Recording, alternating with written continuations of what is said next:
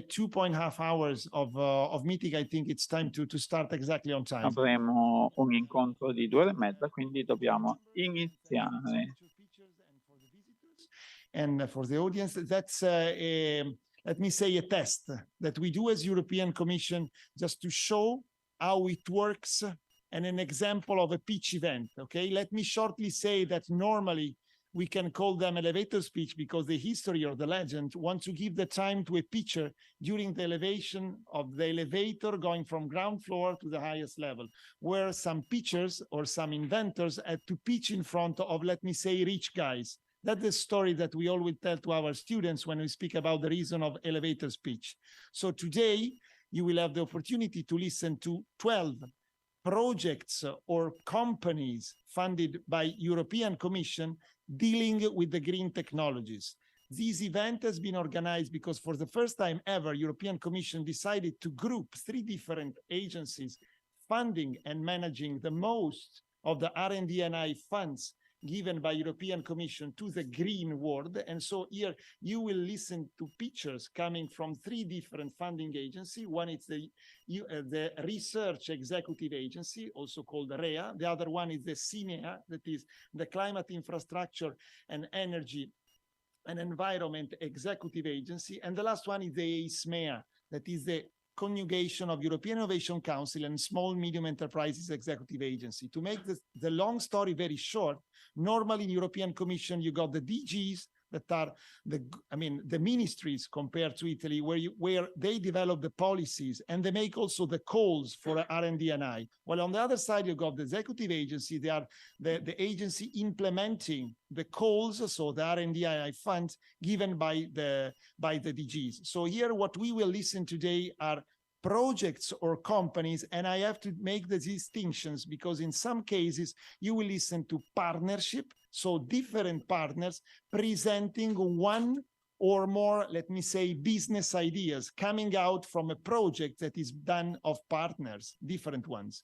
On the other side, you may have also single entities, as we call in European Commission, mono beneficiary, small, medium enterprises that got the money from the EIC work program. The most of the projects got grants, so cash money, but some of them may also got or will get the equity because for the first time ever, European Commission set up in July 2020, the first venture capitalist fund of European Commission. And that is why inside European Commission, we started since 2020 to have the kind of pitching event that in the evaluation process of European Commission is called the interview, where more or less it happens what you will see today. So this event is done for the companies that would like to apply to the different calls and to, let me say, give them the habit to be in front of venture capitalists. Okay, so today in front of us, the jury members that will have 5 minutes to make questions to our project or companies are all coming from the, let me say, the money side. So what does it mean? The money side means the side where they give money because they trust in the capability of the projects of the company to scale up the technology, to do what normally in US they say is a 10x. That means I give you €1 because in 5 years you will give me back 10 euros, okay? So that's the kind of person that luckily accepted to be here. And that's the opportunity that we give to all of us and to the pitchers to discuss and have questions in front of them. So the deadline, the timeline is very, very short. I will unfortunately have to give 5 minutes to each speaker. I will do the time counter. So after 4 minutes, I will say that it's 4 minutes. And after 60 seconds, I will switch off their mic. Then we will have 5 minutes of questions from the jury members. So I will kindly ask them to stand up and make the question on this mic because we are also live. And so we will give the opportunity to the people live to speak. So let me shortly introduce and immediately thank the 6 jury members that are here today. We start from Simone Molteni, that is the scientific director of LifeGate. Then there is Domenico Laudonia from the Indaco Fund. Then there is Anna Amati from Eureka, that she's, I think, still missing in the corridors because she sent me, now I will try to understand where she is. Then there is Gianpaolo Toriello, that is live speaking with us, that is senior advisor of different VC funds. Then we have got Elena Cavallero from Grantham Foundation and Matteo Andreoletti from Patricia Fund. So now the schedule for the 12th speaker will start in few minutes with the project Criaterra, and we will have the CEO that will introduce the company and herself. We still have, that is strange to be in Italian and to be 8 minutes in advance. We have 8 minutes. If I was not clear or you have got some questions, please, that's the right time to make it. Anna, arrive. You can stay here, Anna, and no problem. And I was saying, and I was saying, Anna, that when you have to do the questions, Anna, you will have 5 minutes, and you have to make the question in the mic because there is also live speakers. I don't know if I was clear enough that is a good or bad option. I don't know if you are shy or not. I kindly ask to the CEO of Criaterra, Daphne, to come and to give the presentation. I will give you the commander. Okay. Can you hear me? Okay. It works. So, hello everyone. My name is Daphne Wiener. I'm not the CEO. Adital Ella is the CEO of Criaterra. I'm chairperson. Adital is actually at COP27 right now as part of the Israel delegation. But I'm very happy to present Criaterra Innovations. Criaterra was founded with the vision of eliminating the most pollutive parts of the manufacturing process for precast products for construction. And this is a really important goal. It's a critical goal. The construction industry is using high volumes of fossil fuels, and it's also relying on a process that decomposes carbon that's naturally embedded in the materials which go out into the atmosphere. It's also an opportunity because there is a lot of market demand for circular decarbonized products, and there's also cost efficiency in using these products. So our roadmap relies on a few principles of products that are functional, that are scalable, that are cost efficient, and that are ecological. And we start with the wall tiles that you see here on the left. This was funded by the Recreate project through the EIC program. And this gives us a technological platform which is also suitable for additional precast products, which we have in the prototype stage. We do so by building an excellent team. And at the center of the team is the R&D team, led by scientists such as Dr. Tzvi Cohen, our materials expert, and Dr. Lior Nahum, with expertise in structural engineering and other scientific disciplines in our team. We also have experts from the tile market and from other business areas. So our innovation comes from a multidisciplinary approach. We take different scientific disciplines, the material science aspect, together with mechanical engineering solutions that we developed at Criaterra. We also have an analytic platform which enables us to create formulations very quickly from different geographies. And this enables us to have a kiln-free process. That means no firing at all.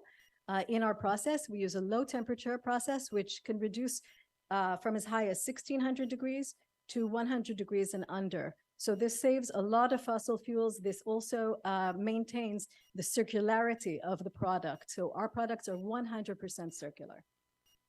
And what you see here, this is a market-ready product, which was fully developed in the Recreate project and has been installed in different locations in Israel and in Europe.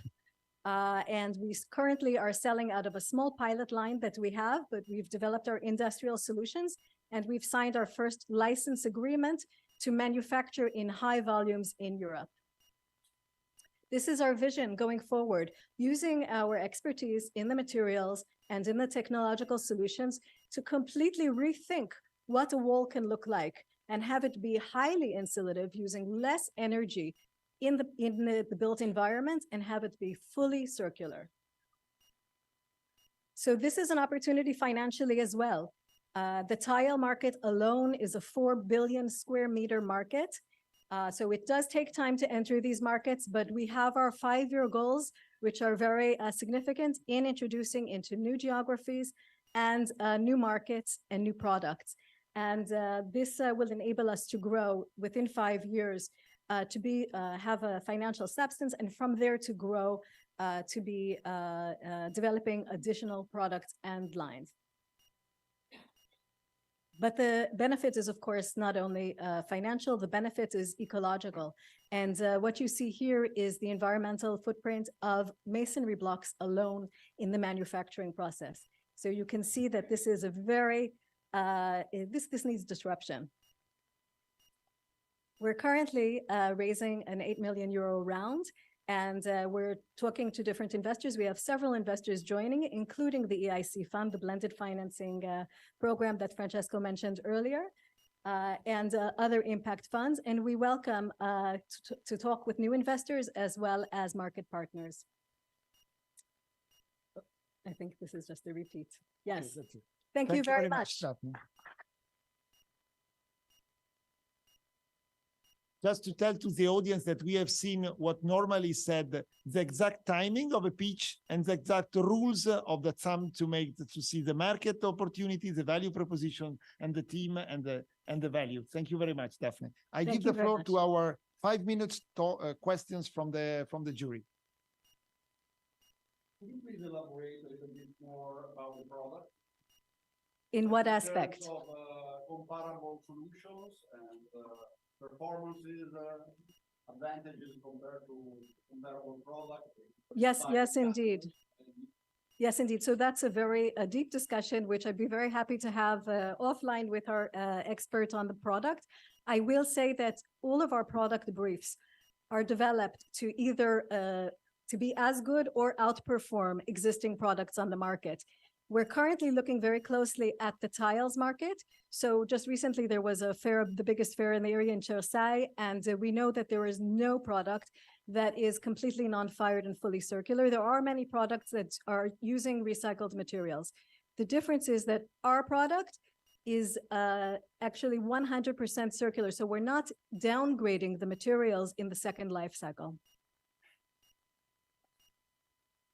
Daphne, first of all, great speech, very concise. Thank you. On the permits, so imagine every time you create a new material, you have to go through the very quick process of getting certificates and approvals. So can you expand a little bit more on how does the permit process look like? Well, absolutely. I mean, the building industry is a very, very conservative one. And so every time we're designing a brief for a product, we're looking, of course, at all of the standards and regulations and making sure that we meet all of the requirements. At the same time, we're beginning with products in which the innovation is more easily adopted, which is why we're starting with the tile market.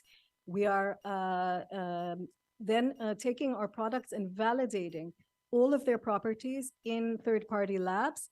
And that's how we're able to really start with the sales of the tiles. For the building blocks, for the masonry units, that's going to be a very different process.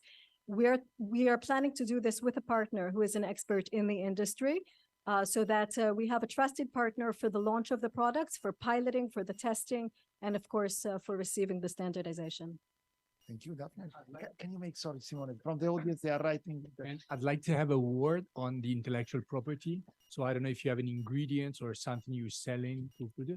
This is interesting for me, especially because you're imagining to give licenses. So how it's a good way to grow, but how do you protect yourself? Yes, absolutely. It's a very important thing for us to overcome. So first of all, I will say that our first patent has been approved in Europe and the US. So we have been granted a very a kind of umbrella patents covering both the material and the technology. We have 3 additional patents that have been that are in different stages of submission. So we're also protecting on the engineering solutions as well as on other aspects of our technology. We're protected legally through agreements which make it very clear that the IP is owned by Createra. And of course, we think very importantly that we need to have a long-term alliance with our partners. So this is something that we need to build so that there's incentive, of course, to keep Createra as the knowledge center and work with partners that are experts in the markets as well as in the manufacturing side. Thank you, Daphne. Is there another questions? You go on. Yeah. Just to finish about the funding you are raising, do you estimate already the pre-money valuation? Or? Well, yes. Well, all of the funds we've spoken about pre-money valuation of 16 million euros. And in the end, it's going to be the lead investor who will negotiate the final terms with us. Okay. There is some other questions from the audience. Someone that wants to make the question from the audience to the picture? No? So I will have only last questions. That is, Daphne, where do you think, or when do you think that your business model may be fully implemented, so you will start having the manufacturing, so the timeline for having the first plant? When do you think that if the rounds of Series B and so on will go, you will be ready?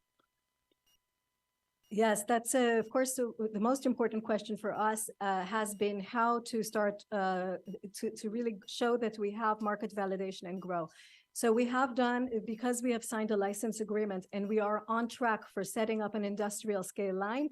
We know that the revenues, we know how the products will be marketed and where the revenues will come from.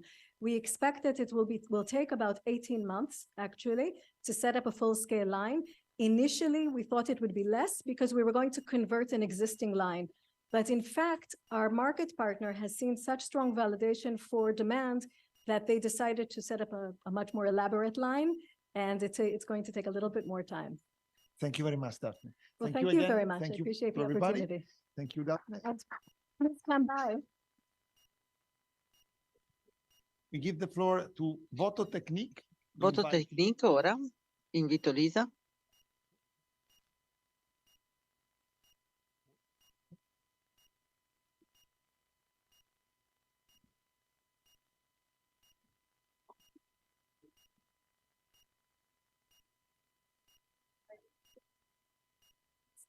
Another company, once again, funded in this case by EIC. And so we give the floor to Lisa, and the floor is yours. Okay, thank you. You're welcome. So, my name is Lisa. I'm the CEO of Votechnic, and I'm going to tell you a little bit about a problem that Europe and the world are facing. 200 million TVs are sold every year. It's a staggering amount. When they come to their end of their life, they have to be recycled because they contain hazardous substances. So, and traditionally, this is done in a manual disassembly process where tubes that contain mercury have to be removed, and the liquid crystal panel at the front also has to be removed. It's a slow process. An average worker will do 3 to 5 per hour. Traditionally, it's being done manually, and as our sales have gone through the roof in terms of LCDs, TVs, and monitors, it's a huge problem facing Europe waste electronics. So other risks you have with this are when workers are doing it, they're at risk of exposure to mercury. So if the tubes break, they can inhale it. Lacerations and cuts from the glass fractions as they disassemble it. And these are risks, I guess, that they bear as they work with the process, which is also very expensive to run on a manual labor, depending on your country. What is the solution to this? It is our technology, which we've spent 10 years developing. It's the ALR 4000, which is a fully self-contained LCD recycling plant. So we've designed the machine to be plug and play. It's a robotic technology. It processes LCDs one LCD every 1 minute. It depollutes them of the hazardous materials. And we process both TVs and monitors. And we do this up to a 90-inch LCD TV, so a very large TV that'll cater for the American market. We've had the technology audited, WEBLIC certified, and it has a direct contribution to the SDG goals. And the technology is fully patented with patents granted. So this is our main deployment, which is deployed in Ireland. So this is the ALR 4000 with the national recycler KMK Metals, where it's now actually processing 70% of all of Ireland's waste LCDs. We've launched this under the EIC Accelerator, as Francesco mentioned, and as part of this accelerator, we're now doing 2 more deployments, one for the USA, again, to showcase what the technology can do there, and one in mainland Europe for ease of access for visitors and other recyclers to get the technology. So you can see here, we have a robotic arm inside in it. It basically will lift up the TV on the way in. It'll basically take a 3D scan of it using a laser. Then we work out all the locations on it. We present it to different stations inside in the machine, and we fully depollute it, and we eject the LCD out the other end with all the hazardous materials removed. So when we look at the economics of this, we really are increasing the throughput, going from 3 per hour per worker up to 60. And it means we can process up to 125,000 LCDs in our machine on a 1-cycle shift, and we can reduce the cost of processing from over €4 down to €1 per unit. In addition, when we look at the size of the market, the need for it is really based on LCD sales. And so we estimate every 2 million population in Europe, you will need a technology or an ALR 4000 machine, and in the US, every 1 million on the sales ratios. So you can see there's a market there for around 500 LCD machines, 500 LCD machines. In addition, when we look at the monitors you see in red here, this is where we look at PC monitors, and there's another 300 machines needed to be able to keep up with the annual rate of these being placed on the market. Okay, so when we look at the competition or what options are out there, and also ask the question, why is manual recycling still so much the focus? It really is because the options are limited. You either run manual, in which your main case is labor for the disassembly process, or what you do is you use a shredding technology, and you have a lot of concerns around compliance of this, how the mercury is burnt off, how the mercury is captured, which is all under the WEEE directive and some of the higher environmental standards. Other technologies are semi-automated technologies that will get you up to about 10 or 12 LCDs per hour. But these type of technologies, you still have to use a lot of manual labor, so you don't tend to get the cost savings on it. Others have seen the gap in the market because recyclers are struggling. You can actually use an in-house service provider where you can send your LCDs and they will actually charge you to recycle them. So they've actually found that there is this gap in the market for an in-house technology. And then with the ALR 4000, we offer high throughput, competitive leasing price, and we have a high quality of fractions. Our model is a build, own, transfer, maintain. So we reduce the adoption cost for the recycler, making advanced technology recycling. So it de-risks the CapEx and can assist with the early adoption. And when it comes to our market share, you can see that we're looking at a placement of 10, 50, 100, up to 150 units on the market, taking up to 20% of the total market share. We are an EIC Accelerator now with 3 machines going on the market. We look to scale that up to 10 by next year and engage in our scaling process. And for this, our next phase is to raise the 15 million as part of an EIC Accelerator round, and on from there to growth. And so our partners, I'm CEO, I'm a material scientist. We have Dr. Jorgen Ursing, who is our CCO, and we have Seb, which is our Chief Marketing Officer. We are all fully engaged in circular economy and background expertise in this. We have KUKA as our robotics partner, which is really important for us, which actually helps us to launch into new countries. And we currently outsource in terms of our manufacturing, and our flagship site is in Ireland.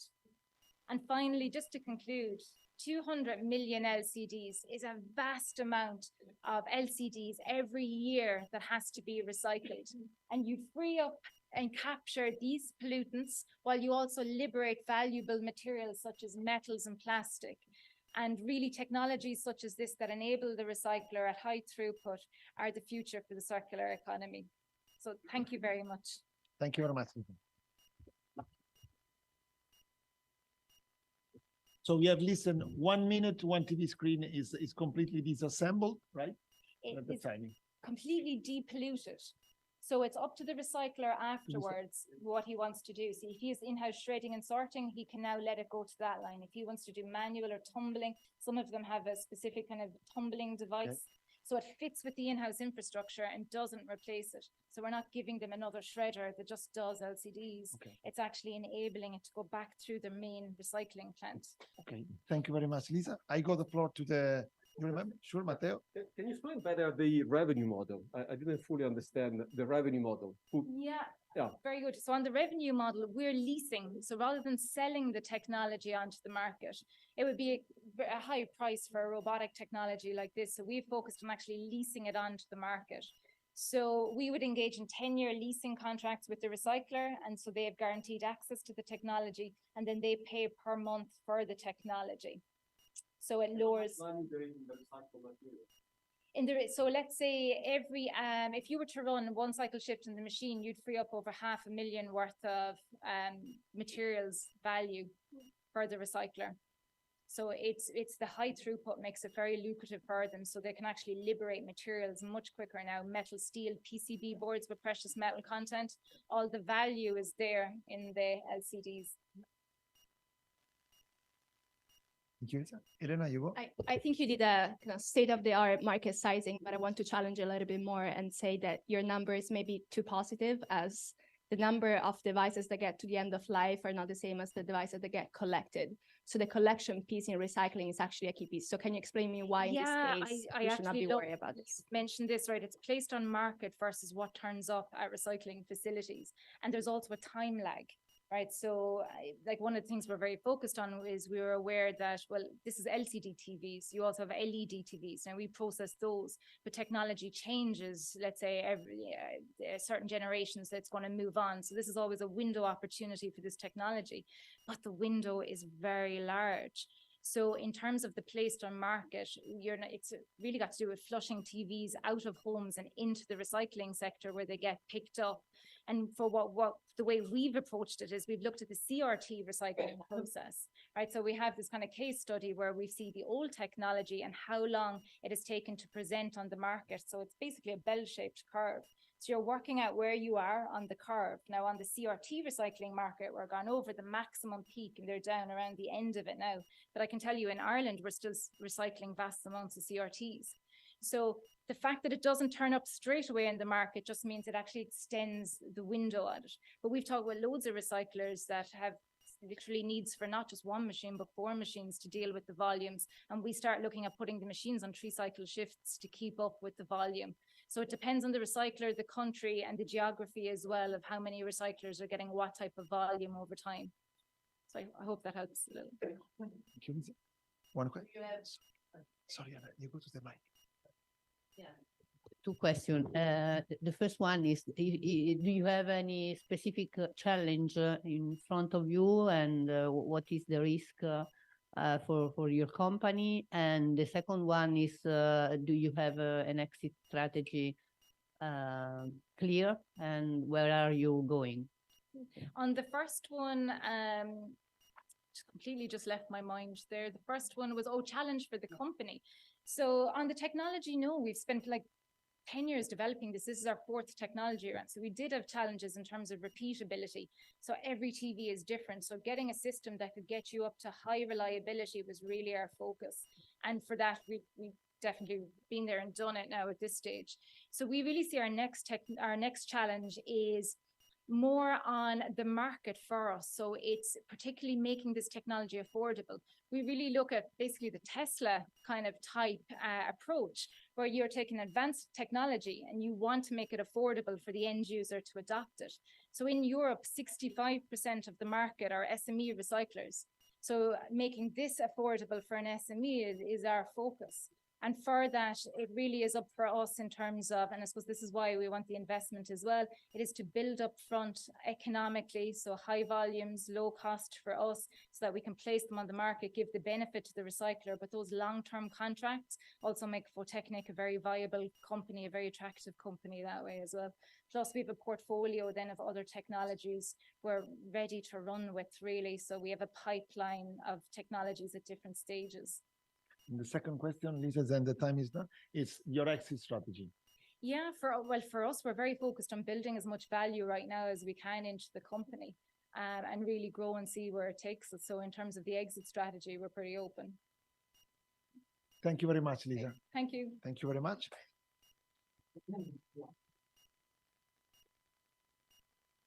Now we move to the third speaker, that is the project trick, and the speaker is Alessandro. And here we move, colleagues, no more one single company, so no more one mono beneficiary, but now we go to a project with different partners. And what Alessandro will try to pitch in front of us is the business ideas coming out of this trick project. The floor is yours. Okay, thank you very much. So TRIC is an innovation action. So it's a completely different situation because we have been funded to develop the technology. It's an innovation action funded by European Commission with 8 million, which will last 42 months from the 1st of May 2021. So we are at month 18 in the situation where we are developing the technology. So it is led by Piacenza. Piacenza is one of the oldest companies in the world, founded in 1733 and still owned by the Piacenza family. It's producing fabrics for fashion. And the average price of the at retail of our fabrics is 2,500, 3,000 euros. So it's luxury. Our customers are Louis Vuitton, Kering Group, Dior, Hermes, and all the fashion houses. To give you some figures, the company has grown from about 38 million in 2017 to probably 100 million next year. So because this market is in a very, very fast growth, and there is a very significant reshoring effect towards European production. Last week, we have also purchased, the closing was Friday, the Cerruti brand, which is one of the oldest brands also in this market. So let's go very fast. So traceability. Our purpose is to provide a platform for traceability in textiles. Our market is very fragmented. The average number of employees in the textile market is 10 people in Europe, because large fashion groups are supplied by companies like us, and we are on our side other suppliers. So we have many tiers, and the great problem is to provide traceability, because we have many companies pretending to be sustainable, but only a small amount of them can demonstrate this. So the idea is to trace the lots by blockchain. And why the lots? Because the usual trick, this is the name of the project, is to assign the lots in the case of inspection to goods which are sustainable, so that to demonstrate that you are sustainable, but you can demonstrate only on these lots, because you can assign the lots later. If you do that in blockchain, you can't use tricks, and you have to cover all your production by sustainable practices. So this is the reason why we sustain this technology. One other fact is that the new riches in the world are growing. So this is a very fast growing market, and they are looking for sustainable practices. So to demonstrate that you do that is absolutely important for the markets of luxury, which is the one which is addressed by Europeans. So as regards the traceability, also the United Nations has demonstrated that this is a mantra. So there is no sustainability without traceability. And we have strong also problems to face. So on the side of the political side, on the social side, economic side, and so on. So going on the, let's skip this. On the blockchain side, we are adopting two blockchains, one private blockchain, which is based on Hyperledger Fabric, and one public blockchain, which is a fork of Ethereum. Here you have also some sustainability data as regards the blockchain, because we are using a very sustainable blockchain and not consuming energy. So, but going on very fast, the team, in this case, the team is based on institutions. First of all, you have the custom agency, the first one on the right, because our main customer in the future will be the custom agencies, because they are really interested into having the blockchain-based traceability of production, especially for the certification of the traceability. So here you have the 6 services provided by the platform. So we have the preferential certification of origin, and we have our main customer, the customs, in the group, so that they can drive us to affect to address their needs. We have the circular assessment and the product environmental footprint that, as you know, are absolutely important. Circular assessment, health protection compliance, and anti-counterfeiting. This is the idea, to provide this data at the end. And as you know, the fact is that the DPP, which is the legislation which in 2 or 3 years the European Commission will impose to our market, and in the one of the batteries, needs to have all this data. So what we want to do is to collect the data and to provide the interoperability towards this data and the blockchain, such as the one of Louis Vuitton. We have seen the Aura blockchain this morning in the presentation, such as the other one, because one of the other purposes of the project is to test the portability of the data saved in blockchain from one blockchain to another one. This is the reason why we use the Hyperledger in the private blockchain and the Ethereum in the public blockchain. So I wanted to conclude with some figures as regards the market. Currently, all over the world, 59 of the customs are saying that they will adopt blockchains within 3 years. So, and 2 customs have already adopted them, and 15 are already at the pilot stage. So this means that there is a huge market for those services like the one we are providing in order to support the companies to address the needs of the customs. So the figures of the market and the expectation are very high. Thank you very much, Alessandro.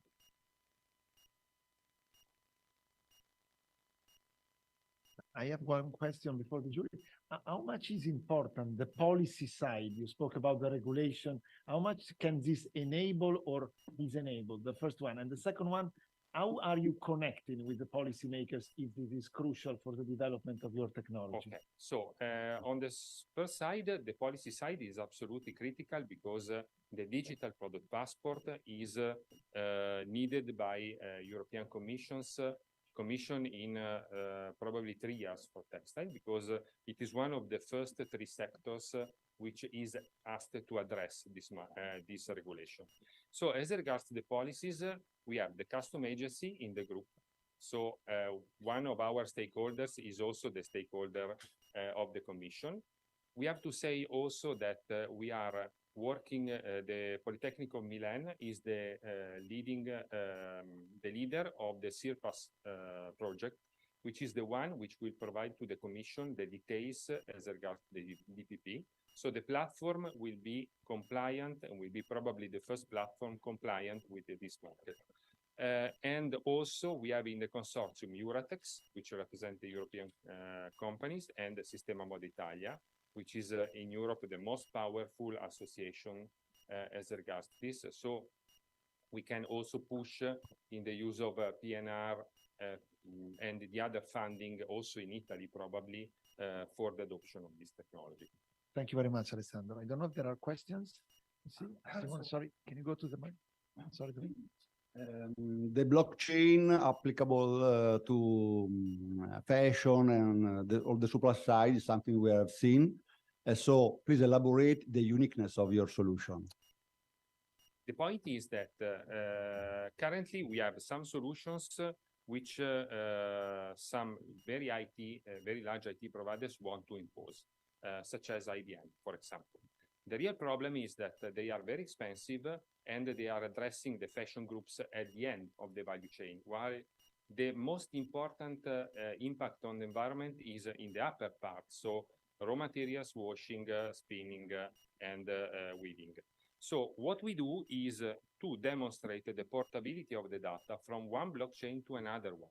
This means that you imagine that a supplier has to address the blockchain of Louis Vuitton, the blockchain of Kering, the blockchain of Dior, and so on. It would be absolutely impossible and would force many companies to close because they are not able to do that. If you are able to demonstrate the portability of the data from one blockchain to another one so that we can address the needs of our customers, the large fashion group, with one single solution, this is a key enabling technology for all the companies in the upper part of the market, which are not covered currently. The second problem is that these blockchain are not certified by the custom agency. So in our case, we have among our stakeholders the custom agency, and we will be probably the first certified blockchain in order to fulfill the certification. So this opens a huge market, which is absolutely different from the other solutions which are already there. Thank you, Alessandro. Simone? These initiatives work, especially if you have a critical mass. I know I don't know the details, but I know there's another initiative that is very similar. I heard Federico Marchetti speaking about that. Can you say differences, or if you can collaborate in some way? Yes, in reality, we are not in competition. The idea is to be in collaboration. For this morning, for example, I have met the guys of Kering Eyewear, and we are starting working with them. We are working already with the blockchain addressing the logistics in the harbors, and also other platforms. So the difference is that our aim is to be as open as possible to other solutions, to give them, to support them to provide data and to receive data from them. Let's make it the case of also textile genesis in the case of raw materials, which is a huge blockchain. So we can import them and export them. This is the real difference towards the other solutions. Thank you, Alessandro. Thank you. We thank Alessandro for his presentation.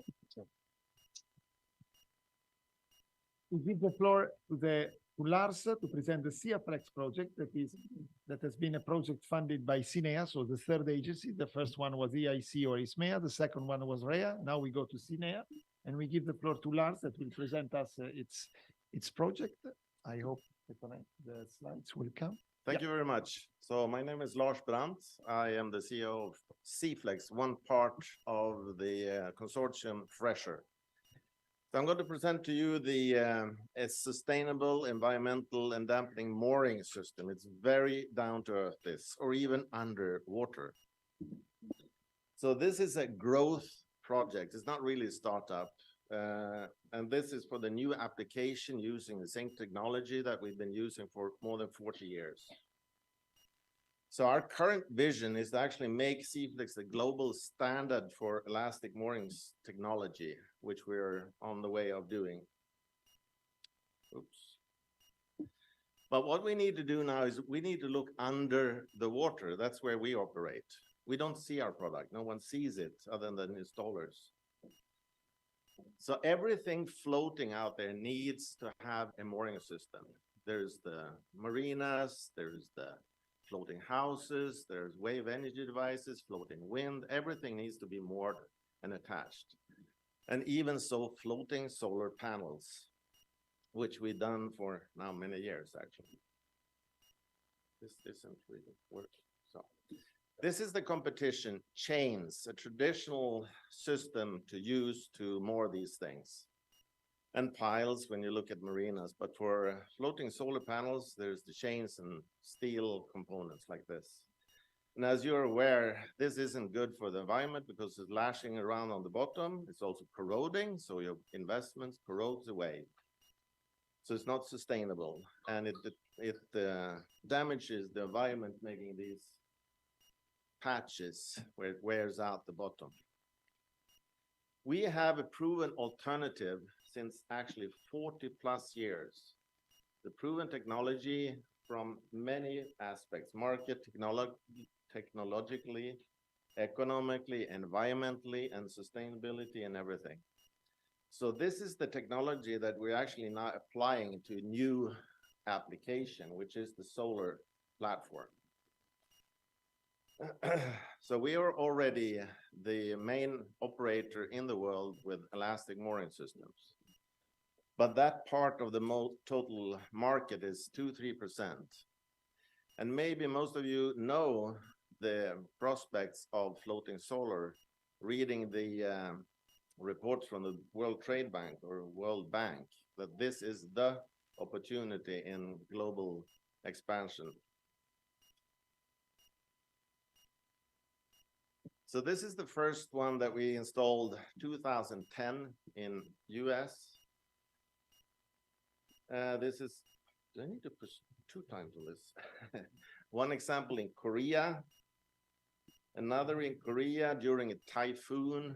This is actually 45 meters per second winds during this film was taken. And this is actually the platform that we did in Alqueva in Portugal as part of the Fresher program. It's a 5 megawatt floating solar platform in a hydroelectric dam that goes up and down 25 meters something, depending on season. So we adapt to that variation, still keeping it stable, safe, and in spot. So what we're looking at now is traditional expansion. I mean, markets, resources, sales, engineers, just the traditional marketing expansion. So that's pretty much it. And while you think about your questions, you're going to look at this little video and you see how it works underwater. Was I too fast? Thank you very much, Lars.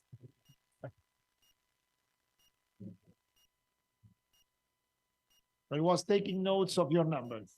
So I was, okay. I don't know if there are questions from the audience. Sure. There's one here. What? Oh, sorry. You can also use the physical kind of storage. Theoretically, yeah. The goal of Fresher, however, was to limit the amount of the anchors. I mean, normally you would use hundreds of these. The project goal was to lower the LCOE of the mooring cost by 50%, which we actually overachieved. So it's cost less than 50% that it normally did in other projects before this. This 5 megawatt platform has only 20 mooring points, actually. Thank you, Lars. You got to make. So one question is the size of the market in the worldwide. Second is the difference of the cost that you have compared to chains to what they use today. And the third one is for a floating photovoltaic, how much approximately it could cost? I mean, it's like 2% or 1% or 0.1% of the total investment. Yeah, for a traditional platform with normal situation, we kind of cost 2 to 3% of the total project. So it's like nothing. So people don't really need to shop around. And it's actually two situations with the chains. One thing is, of course, it corrodes. One thing, and that by that reason, it's a high cost, the LCOE over time with the OPEX and changes and everything. And it also destroys the bottoms. But it also has a negative effect or a high risk, because there has been many situations in the world where these solar plants has been damaged because of static mooring systems. If you Google that, you can see so many damages in Asia mainly. The market, I mean, I think that's another presentation, but it's a huge market. And if you read the World Bank report on the assessment that they are doing, and the series approach the reports from the series reports, it's really daunting to look at this. And if we are only doing 2% of this, it's going to be a lot of money. So it's, when you say big, Lars, you mean gigawatt, dozens of no, it's more than that. I mean, now we're currently running around with the sales pipe that we're having now. Let's back. We have installed 40 of these, roughly 200 megawatts in the world. And the current pipe now is a couple of gigawatts. And I don't know how many projects for this. But we're looking at terawatts eventually. And this is just by covering freshwater inland facilities. There is, of course, the offshore as well. But we can come a very long way forward with just covering the inland hydroelectric dams like this. So it's huge. Thank you, Lars. Anna, you wanted to make one? Sure. Thank you, Lars. May you say something about your team? How many people is working for the company, and what are you looking for? Just Yeah, I had that on the slide there, how many we were looking for, but we are actually 13 people now. So a small company in Sweden. But then we have also our own distributor company in US in California with 4 people there. We do all the engineering for these things, and we do site-specific projects only. I mean, we don't manufacture in warehouse and send out. It's site-specific. So then we, of course, also train engineering company to do this engineering and preparations. So when they go out with these projects, it's already defined often that it's going to be with CFlex. We work with the solar platform providers. I mean, we only do the mooring thing, the little thing in between. The platform providers are our main contacts and the EPCs, of course. So we have already a really good platform out there. Thank you, Lars. There were 2 questions. The first one, yeah. Could you comment on the weathering of your product, and how long does it last? Yeah, I mean, the oldest installation that we have, oldest commercial installation is 40 years old and still using the same. In the seawater or in the... That's in between brackish. But we're giving 20 years backup warranty on these things, which is, unheard of in this market. What happens to the end of life? Yeah, that's a really good question. I mean, we have been starting to work on that, but we haven't really found the end of life yet, in numbers. But it's of course going to be a very important part to disassemble these and, in the plastic, steel, and rubber. That's what, of course, it needs to. So we've been talking about it, but we need to get some numbers up there first, and we haven't really seen some old projects yet. It's only 40 years. There was a question from the audience. Yeah, we see what will happen. You go, sure. Okay. Yes, hi. Thanks, Lars. I'd say your old competitors have changed. The key one might be just, let's say, space for others. How easy is it to use the barriers and market share? Yeah, there are the patents. There are new patents. Actually, during this project, we ended up with applying. It's a pretty new project, of course, with 2 new patents. The competitors isn't really like Cieleterra. It's not. That's a user of this technology. And even if they mention that they have something elastic, we haven't seen that yet. There are companies out and has been there that during these 40 years have been trying to copy these things, and with limited success, I would say. So it's pretty tricky actually to make the rubber so that it can sustain these movements for many years. Yeah, I have so many stories about that. They're going to prove my point actually, but that's another presentation again. Thank you very much, Lars. You thank again.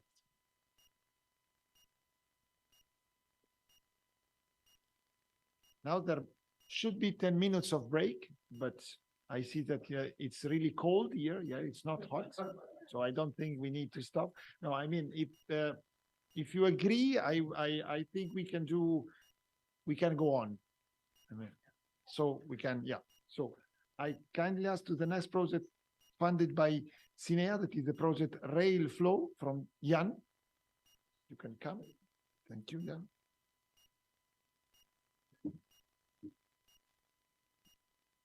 So the project itself is called Facilitating Intermodal Transport. It's part of the LIFE program. The company I'm standing for, which is coordinating beneficiaries rail flow. So I would like to step into my presentation with a question. When was the last time you searched the yellow pages to book a hotel and did the ordering by using a fax? When I looked to you as audience, I believe never or decades ago. But in rail flight, honestly, this is still everyday's business. In many places, we work like we did 30 years ago. There is often no digital access to the market. Many business transactions are done manually. No transparency of the status of a shipment. resources like locomotives and train drivers are underutilized, and Outlook and Excel is regarded as digitalization. We as Railflow are the digital platform that leads rail freight into the next digital age. And this is urgently necessary because there are very high expectations on rail in the market. Rail causes 9 times less CO2 and requires 6 times less energy. At the same time, its market share is stuck at around 18%. Policymakers in Europe see railway as one of the major levers for our transport revolution. With instruments like CO2 pricings and massive investments, Europe wants to double its rail share in the next few years. These are great opportunities for us in the market. However, in order to wake up rail freight from its digital slumber into a digital ecosystem is required, which simplifies the access to rail, connects the various partners in the market, and improves its efficiency and transparency of the processes. This ecosystem is a railfreight platform where we want to enable every player in the markets, from shippers to truckers to intermodal operators, to participate. As a digital platform, we cover classic rail freight and intermodal sectors. We do this as software as a service and marketplace solutions. Don't be afraid, I'm not going to present all of the projects today, but one is the Intermodal Capacity Broker, which is part of the live program I just mentioned before. With the Intermodal Capacity Broker, we want to create a digital entry portal for intermodal transports. I'm a very big fan of intermodal because it combines the best of the two sectors. The mass efficiency of rail on the long haul and the flexibility of road in the pre and on carriage.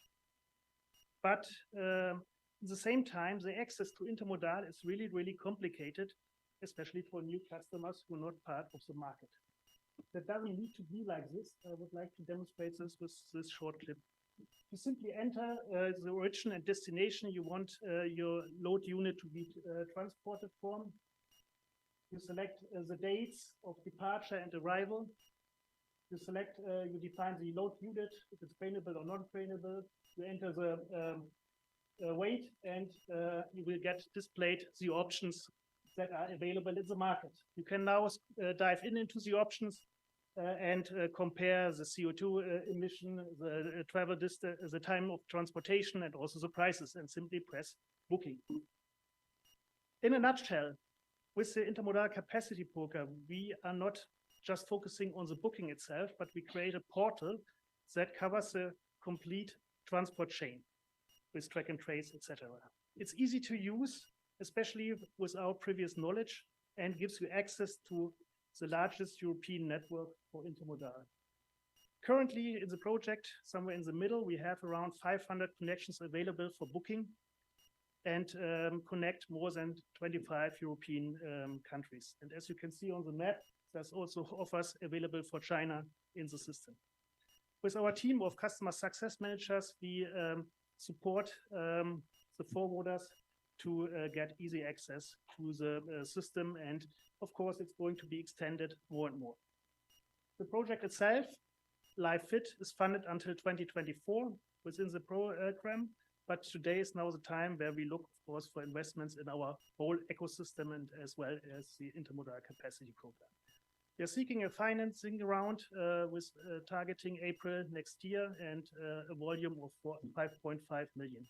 For the Intermodal Capacity Program after the project, the idea is to further scale up, so to have more intermodal operators in the market and also increase our customer success management.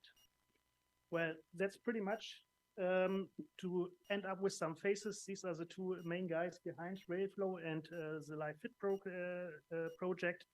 My colleagues, Osman Akdemir and Dominik Fürster. I'm Jan, the project manager, and happy to answer your questions. Thank you very much, Jan.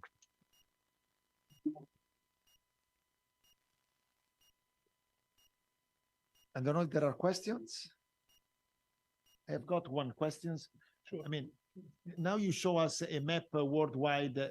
Is it for the future? Do you think also to go more broader in terms of North or South America, or do you think that the platform is limited? I mean, there is also a market over there, or you didn't consider it yet? Actually, we didn't thought about South or North America yet, but of course there is always it's the same problem to getting easy access, so that you don't have to book with any intermodal operator one by one. The idea would be the same, but as part of the live program, of course, we're focusing on Europe, and yeah, but the future will show. Okay. The technique is there, and this is good in IT. You can reuse it very easily, even in different countries. You enter the master data and have your partners available, and this is would be possible. Thank you very much. Sure. Can you just advise what are the benefits for the carrier, and whether you have any data underpinning that can substantiate the benefits? Okay, we have to distinguish between carrier. For carrier, when I use the word carrier, I'm talking about the trucker on the road. For him, it's the market as well, so he can enhance his business. When you think about drivers today in Western Europe especially, they want to be at their home in the evening, so they don't want to travel from Oslo to Spain and sleep on the truck. So they want to have the transport in an area, let's say about 200 kilometers of a terminal, so that they can go back to their family and stay with the family overnight and don't have to be on the autostrada the whole day. So for them, it's securing their business. So the business of the truckers will change from the long distance to the short distance, but job secureness being part of the market. For intermodal operators, when you think about the trains, our solution gives them another marketing channel. So when you think about a train, they only earn money if it's completely booked. So not 90%, not 95%. The last 5% makes the transport. It's a pity, but the last 5% makes the transport making money for the intermodal operators. For us, using this platform, they receive another marketing channel. So instead of calling every partner by phone and saying, well, I've got a slot from Milano to Oslo or wherever, would you like to book it? You have an advertising online as state of the art as we have in other industries. So for the intermodal operators, it's a marketing channel. For the truckers, it's the securing of their jobs. Do you have data to support that? Yes, of course, we have data. We know the prices in the market for the intermodal operators, and as you can see, we have now more than 500 lanes. So we are not a railway company, so we don't drive any trains ourselves. You can see by having already 500 lanes for transport directions, routes in the system already, this clearly shows that there's a market, and this is not done by one or two companies. This is done by all the medium-sized railway freight carriers. But this is a great logistical solution, but I'm struggling to understand the secret sauce. So is that you have access to data, you're super truck drivers friendly. What is that you're doing differently here? So we are the marketplace. So like you use as a customer-to-customer system, we offer the intermodal operators to market their capacity. So we give them a portal where they can say, well, I got the option to transport 2 trailers, let's say, tomorrow from Milano to Oslo. And they can offer it here, and by this short video that I've shown with the booking, this booking will be executed in the system of the intermodal operator. So he will continue working in his system and just have another interface to potential customers. So we offer as always in IT, we offer the system that others can communicate and can connect. Thank you very much. I don't know if there are questions from the audience. Yes, sure. From the consumer perspective, if I pay for every of the transport entities, the sum of this will be higher or the lower will be if I pay directly to one person. For one intermodal operator, you will not. Sorry, Jan, can you repeat the question? From the online, they are saying that they cannot hear this. So will it be the question and the answer? The question is, will it be more expensive if I book via this solution with 3 different operators, or will the price be the same if I book with one operator? When way operators don't offer you the pre and on carriage in the general. So as long as you're not a major customer where they do extra services for you, you will not get this pre and on carriage. So you have to somehow get your trailer to the terminal and have somebody at the destination to pick it up. And this service is unique in this application because we combine that. Is it, in the end, it will be also a question of the price. So the price can't be higher than if I would book all 3 sections by myself by calling someone. This wouldn't work. So the main idea is the same like last minute or very early booking. So whenever I have the opportunity to secure my market share, we strongly believe that the prices will go down. And one thing that is on all of us, the CO2 pricing on road must and will increase in the future. So rail will be more and more competitive, and this is also one of the goals of us as Europeans. And this, of course, will help us in our applications. At the moment, the answer would be, it depends. Today, if you would book today, the answer would be, it depends. Thank you very much, Jan. Thank you again. We give the floor to Raul from the project AE Innova, funded by CINEA.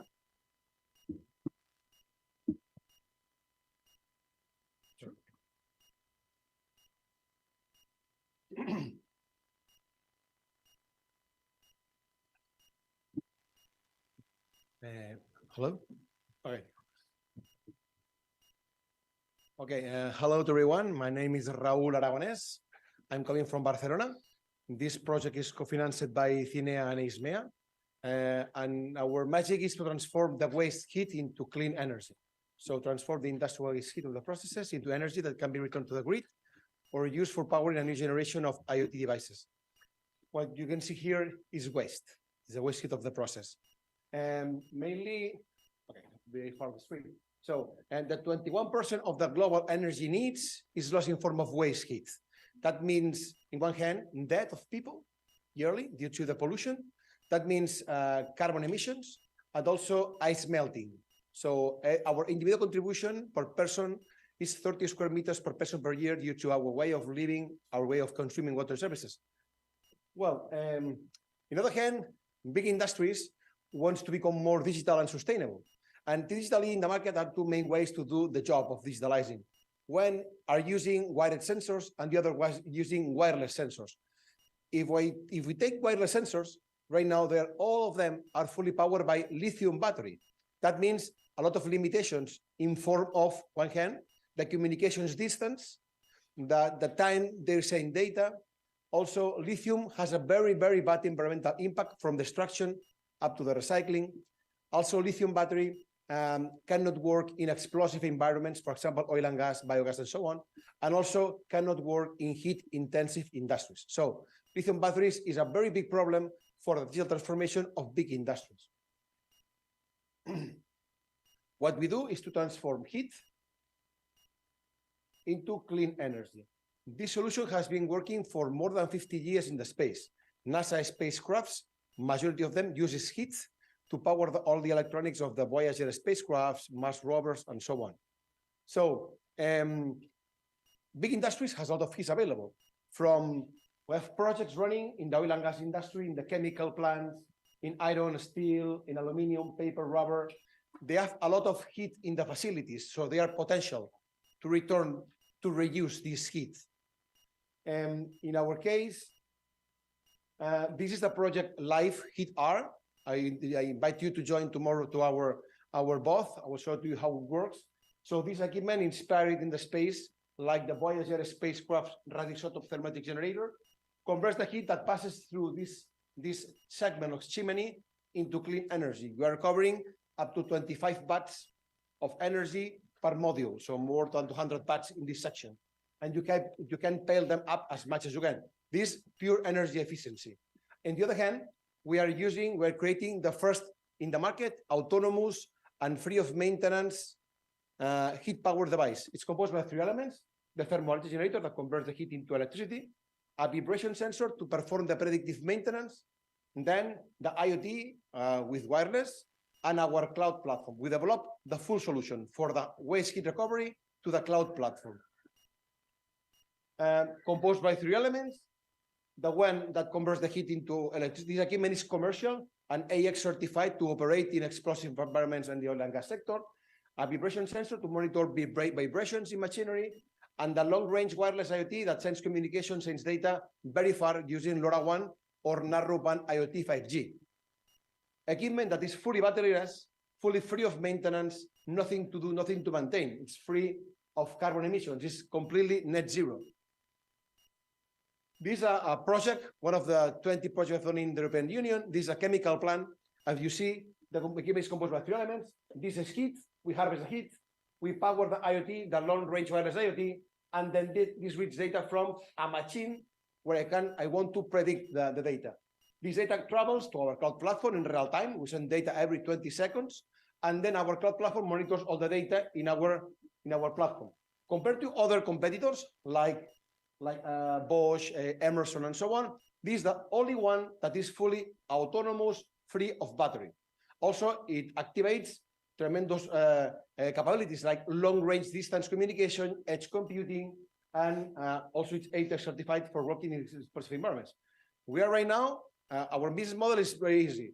We sell hardware, and for the cloud platform, we are working as software as a service. So the customer purchases the hardware that costs 1,500 euros, all the system, and if they want to integrate data in our cloud, they have to pay a monthly fee. If not, we can integrate the data in the customer's cloud platform.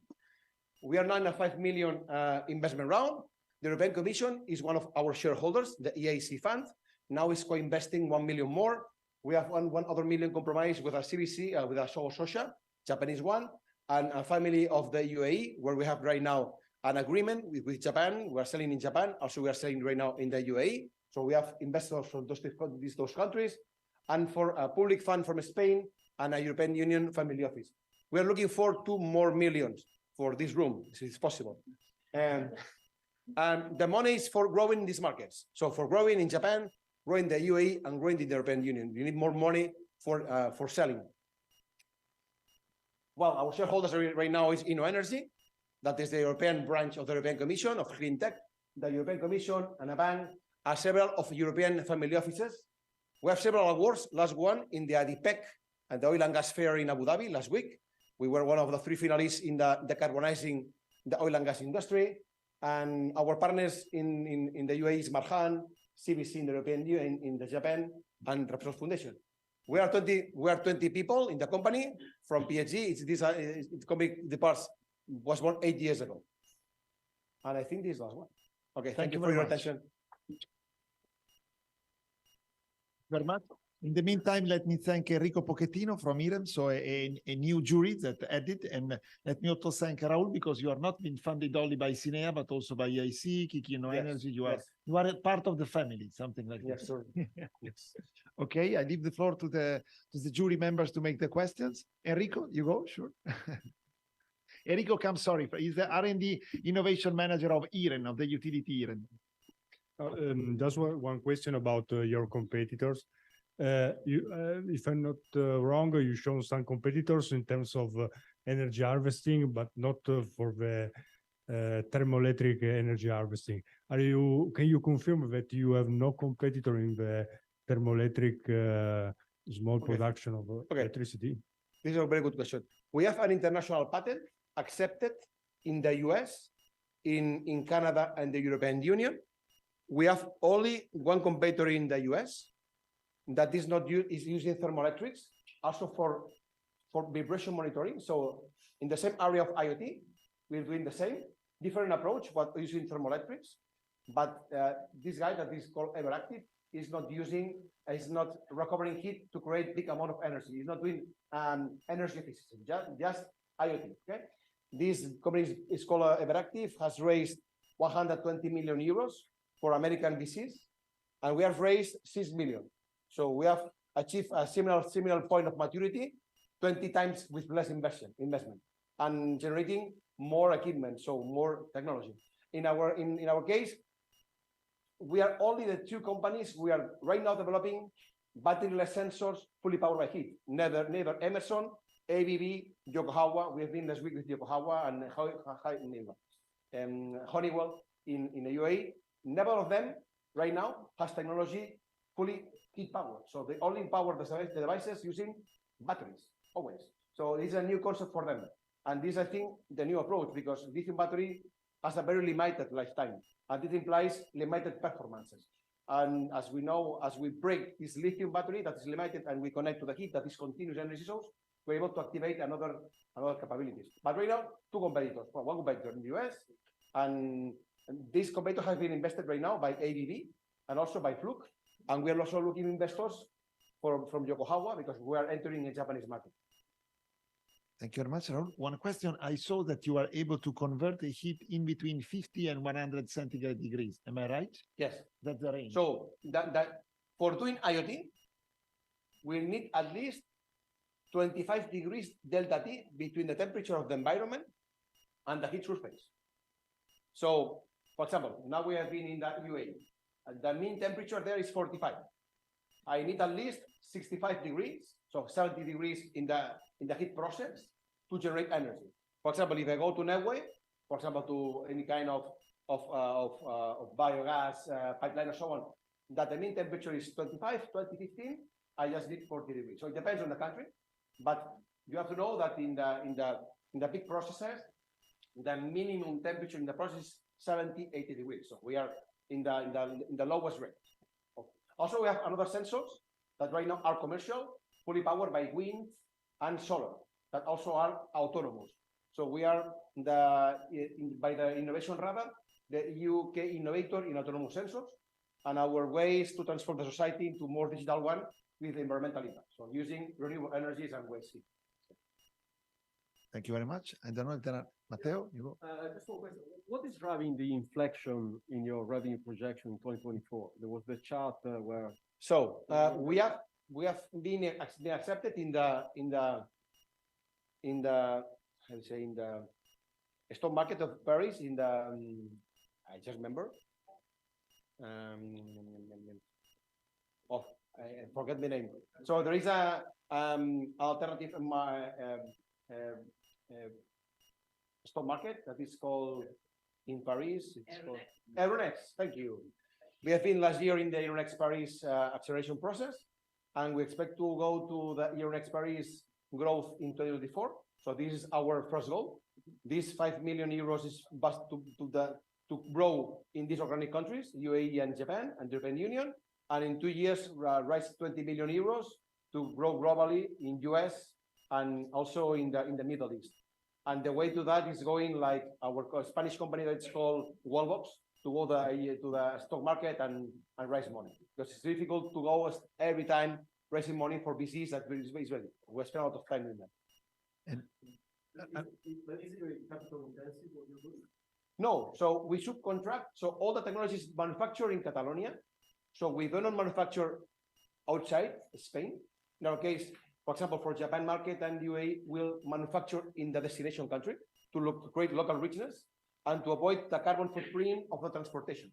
So we expect to manufacture doing a strategic partnerships with our partners in this country. So it's not CapEx intensive because we are engineering with the technologies, and we have companies that manufactures everything and delivers to a customer directly from this manufacturing plant. We don't manufacture. Okay? And in this case, sorry. Yes, in this case, you showed us the IoT for the, industries, but there are also many other applications I imagine you are looking for, right? So yeah, for example, right now in the oil and gas sector, we have done the first steam leak detection for the oil and gas. That now is in certification and patent pending for monitoring steam leaks in steam traps.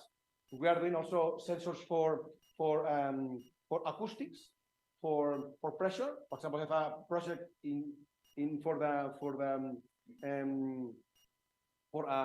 for Finland to monitor pressure in the heat distribution distribution heating of water, using the heat to harvest the energy, and we are detecting temperature. So there are many more. Yeah.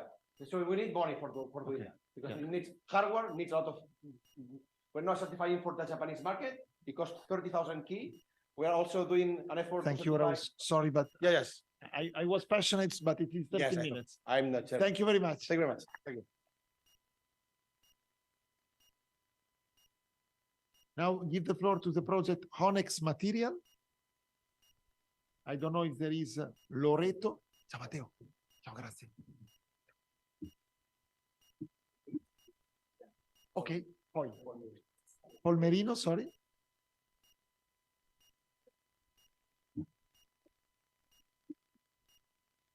Okay. The floor is yours. Perfect. Thank you very much. Good afternoon, everyone. It's a pleasure to be here today. Well, we are at Honex. We are an industrial startup. So, I mean, we are CapEx intensive, that you will see, but we also have a very unique process that is based on upcycling waste into construction materials. And it all comes from a technology that we developed in university, which is capable to upcycle this. That's the last waste of the paper manufacturing process. That's what no mill can reuse, and it's called sludge. It is burned to generate energy, or it's thrown into a landfill. We can convert this into this, which is a fiberboard meeting all the standards of the industry, but being completely sustainable. Why did we decide to foresee such a goal? In the construction materials industry, that's the one we're targeting, there are quite some issues. First of all is the dependence on virgin raw materials and the impact that that has on the whole environment. Second is that many processes were thought that were developed years ago, they were developed to be super efficient and to make amazing materials, but not considering the environment in the formula, which means that, for instance, in the wood-based industry, the products use resins, which mean that from one side they emit VOCs that are toxic from human beings. They are under control, and the industry has improved a lot, but still that is caused several times, that is caused by the resins. But secondly, the big issue about the resins is that afterwards makes the product unrecyclable. So it ends up in a landfill. So many times we're using virgin raw materials to make an amazing product, but that ends up in a landfill. That it is, to us, it's really not sustainable. And the last point of it is how the industry has evolved into macro factories that are nearby raw materials, and from there they export everywhere, which is very nice financially, but we do believe there is a way to do it better and to reduce the logistic impact of the manufacturing, and secondly, to allow for a take-back strategy. And so, well, that's how we came with Honex. As I said, the base of it is that it's made of 100% waste and it's fully recyclable, but also there are no toxic additives on the mix. I mean, we are cradle-to-cradle silver, targeting gold, which would be the only material made from waste to achieve that. And finally, we have developed an industrial business model that allows to be nearby our customers, but also where the waste will be generated at the end, and therefore we can reduce the logistic footprint of the whole business. That's our first factory. This was the startup of this, was funded by the European Commission, and it was really, really amazing. It was meant as a demonstration site. We developed the technology in a lab. We had to prove that this technology would work on an industrial system. Up till August, it was working for 2 years at 3 shifts to satisfy demand, and since September onwards, we are working at 5 shifts non-stopping because demand has outstripped supply for the last 2 years already. What is key about this, aside that we proved the technology, is that we have gained a really strong IP position in terms of not just the formula, how to manufacture the boards, but also design of the equipment.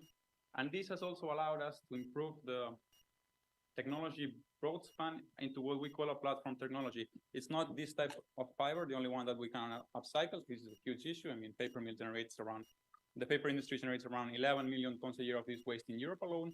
But we've been able to introduce all sorts of fiber into the process, which means textile, which means fibers from the plasterboard industry. Any type of fiber can be reshaped into fiberboards using this technology. And in order for our next step, which will be to build a larger factory, we also realized the key issue of it's very challenging to set up a factory. And so what we did over the last 2 years is to develop partnerships with the biggest equipment manufacturers of Europe to develop a solution fit for purpose for our project, thus reducing the risk, and which allows 1 minute. Okay, I'll have to run a bit more. Which allows it to be deployed in 12 to 15 months and also to be replicated around Europe in a smaller scale. That's the product. As we said, it's a fiberboard, and its unique selling point is that it's the most sustainable fiberboard in the market, and it's fully certified on that. On the technical side, it is as any other fiberboard, but on the sustainability side, it has the most certificates in the market.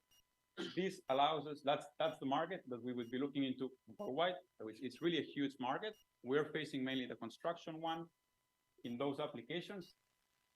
Why we selected those applications? It is because you get on those projects through working a lot on prescriptions. So we do that. That's the way to introduce new materials in this type of market.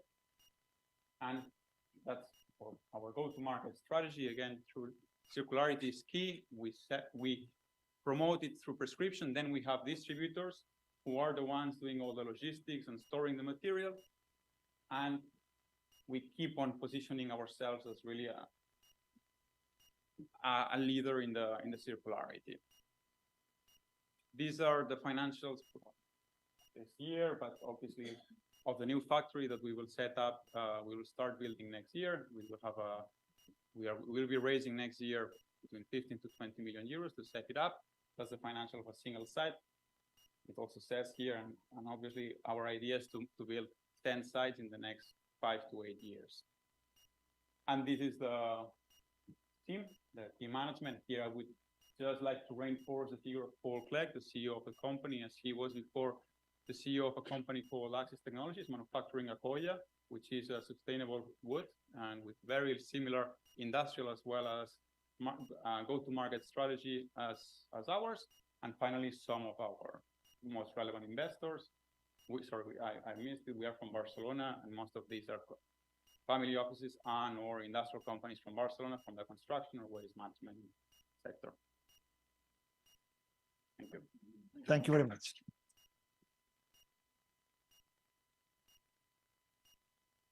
For questions, I would start from which kind, of patent did you apply? Did you patent the process or? We have a patent family covering process, product, and applications of it in separate claims. We have a couple more patents now that are filed, being analyzed. And because the origin is one patent family that is valid in 20 countries. But clearly, what we learn on the process of industrializing a technology is that the first patent is what you develop in the lab. There's a lot of IP developed in process, and we're obviously looking at how to protect it all. Okay. And we do expect to have around 5 patents by this time next year. So they are still patent pending or patent granted? The first one is granted. We have another one that is being analyzed, and we are drafting some more right now. Okay, thank you very much. Competition, some words about competitors. There is really a red normal. Yeah. Yes. Very big, very full of other startups that are trying to develop something. It's a huge market. The fiberboard market is huge. It's a commodity market. So you have to figure in mind it's somewhere around 50 to 70 million cubic meters a year in Europe. We are today producing, this year we will have produced 300, and with the new factory we will produce 20,000. Our strategy there is to be a specialty product, which is higher in price, but not out of market. So we are 50% more expensive, but considering the fact that we are the most sustainable in the market and that we work a lot in prescription, that's more than acceptable for the market. So that means that we have, let's say, like the commodity competitors, huge companies with a revenue of 1,000 or over million euros, but they are not really competitors because we are playing in our scheme. And then we've got to know 2 or 3 other projects that they use either recycled OCC. As far as we know, they are 2 to 3 years behind. And aside from knowing them, obviously, when we talk to the equipment manufacturers, we get to talk. There are a few of those, so we get to know more about each other, and that's the position. We're 2 to 3 years, and we are the only ones so far that really is using a fiber that no one else can use. We get paid to process that, whereas OCC costs 150 or 200 euros a ton. So the cost really changes a lot. Can you expand on this point? So competition, not only in the market, but also on the feedstock. Everyone now wants to use biomass, waste biomass for something. Yeah. What are the low-hanging fruits? What do you think you can get another not use their products? First of all, this is 11 million tons a year in Europe. We are going to consume around this in the new factory, 30,000 tons. That's what one paper mill or two paper mills generate. Even if we make 10 factories, that's 10 paper mills. In Europe, we have more than 100. So we're really not using much of the market.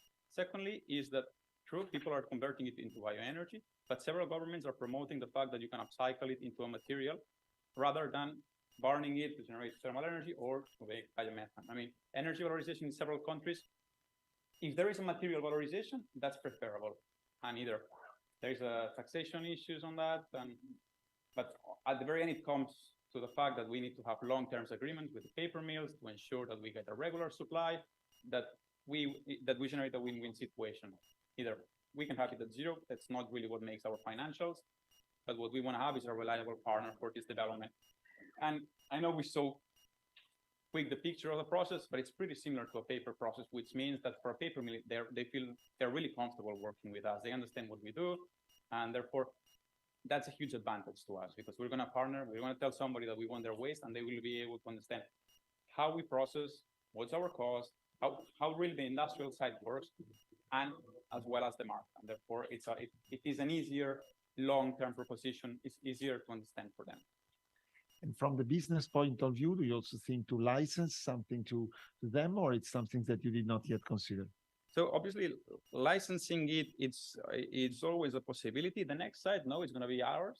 I mean, we learned a lot building the first one. We're going to learn much more building the second one, and the second one is the one that is going to be it's going to be modular, designed to be modular, and therefore we will be able to replicate it. Then licensing will come to a financial evaluation of it. It's really the speed. What's the benefit of licensing or having own manufacturing capacity? But we do believe, and we learn a lot and we generate a lot of IP by being industrial. We've already undergone the most complicated part of it, and we are not afraid. I mean, what we've learned over is who adds value to this, and these are the industrial partners, these are the paper mills, these are the equipment manufacturers. They add a lot of value, and thus reduce the risk of industrialization. Thank you very much. Thank you very much. Thank you. We give now the floor to Mabel. I don't know. Yes, Mabel is here from Fertimanure, a funded project by the Research Executive Agency REA. So Mabel, the floor is yours. Thank you very much. I will do it from here because I need to check the screen. So yeah, I'm coming from the Beta Technological Center. We are in the University of Vic in Barcelona, Spain. And this is a business idea that came up from the execution of the Fertimanure project. It's an Horizon 2020 project. We are coordinating it from the Beta Technological Center.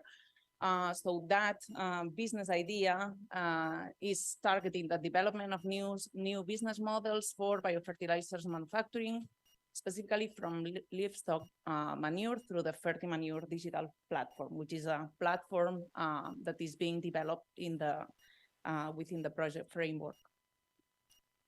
So which are the challenges and which are the opportunities?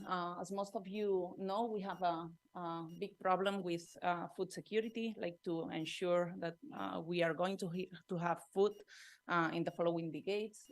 So this is related with the production, manufacturing, and use of synthetic mineral fertilizers, nitrogen fertilizers, and mineral fertilizers with other nutrients.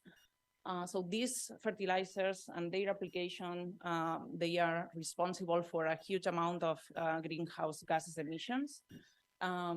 Also, these mineral fertilizers, they are formulated with critical raw materials such as phosphorus.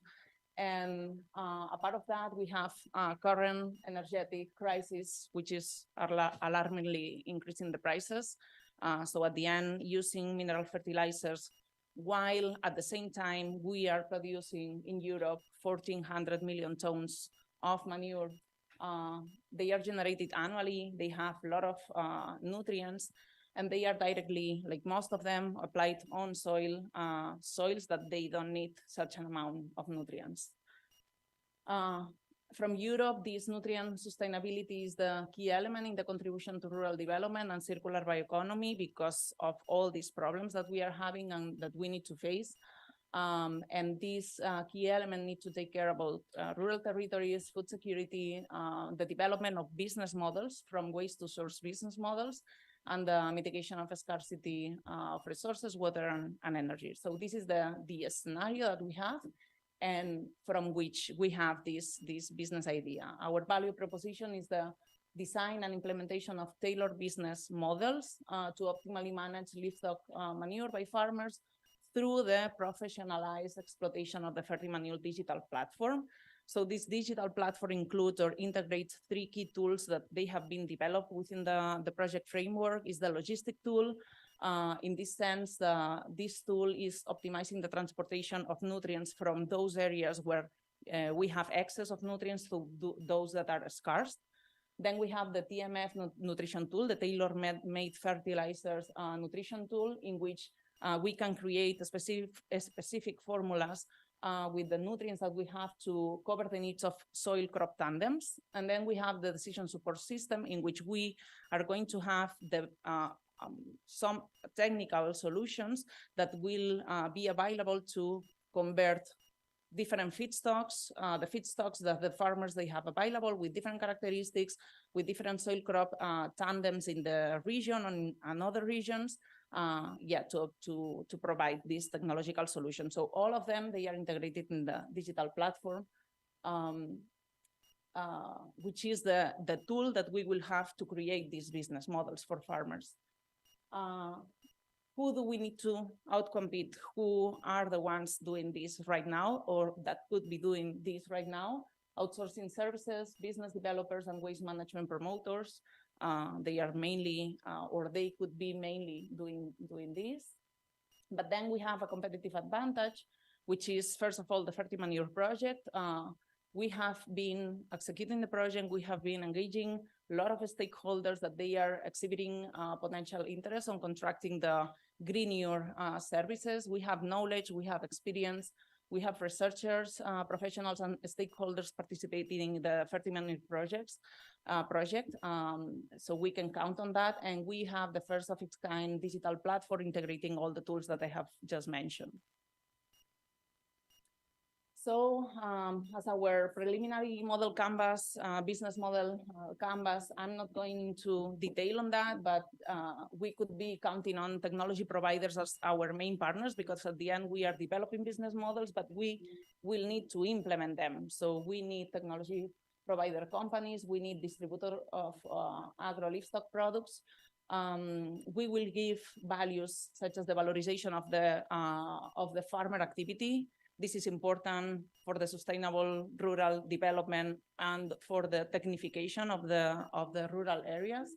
And then as customers, we have the livestock sector, farmers, and biofertilizer companies, manufacturing biofertilizers, high value added biofertilizers.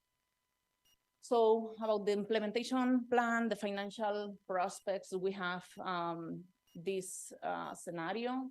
So we would need an initial investment of 600,000 euros to create the company and to hire 5 people team. We expect that in 3 years, we would have the first 5 contracts signed with farmers to create and implement these business models. And in 7 years, we could be having more than 250,000 euros in revenues and the payback completed. But right now, what is missing is the initial investment. So this is why it's great to be here in Ecomondo. And about the team, about the entrepreneur team and the intellectual property, which are also 2 factors that are really important. We count on the idea, these 5 people team, a CEO, CFO, COO, and 2 software developers. The Fertimanure partners expertise, which they are from 22 partners in different fields, experts in different fields, and planning to have a 2-step intellectual protection, first an agreement among the partners, and second the software licensing to be used and to develop these business models and implement them. Thank you very much. Thank you very much, Manu. Don't know if there are questions. You wrote it in 2 years, 2025, we have the business model table. What would you mean by that? Because at the end, we have these 3 tools, but we don't have the software. We have the design, but we have not developed the software. So we need to develop the software to have a prototype. it's prototyping. So with the prototype, then we will be able to do the demonstration. So this is about having a company or having a farmer interested on that, and that can have, or where we can have an impact on the business development for that farmer and demonstrate that the prototype is working and it's giving or covering the needs of the farmer. How much do you charge farmers and how do you acquire capital?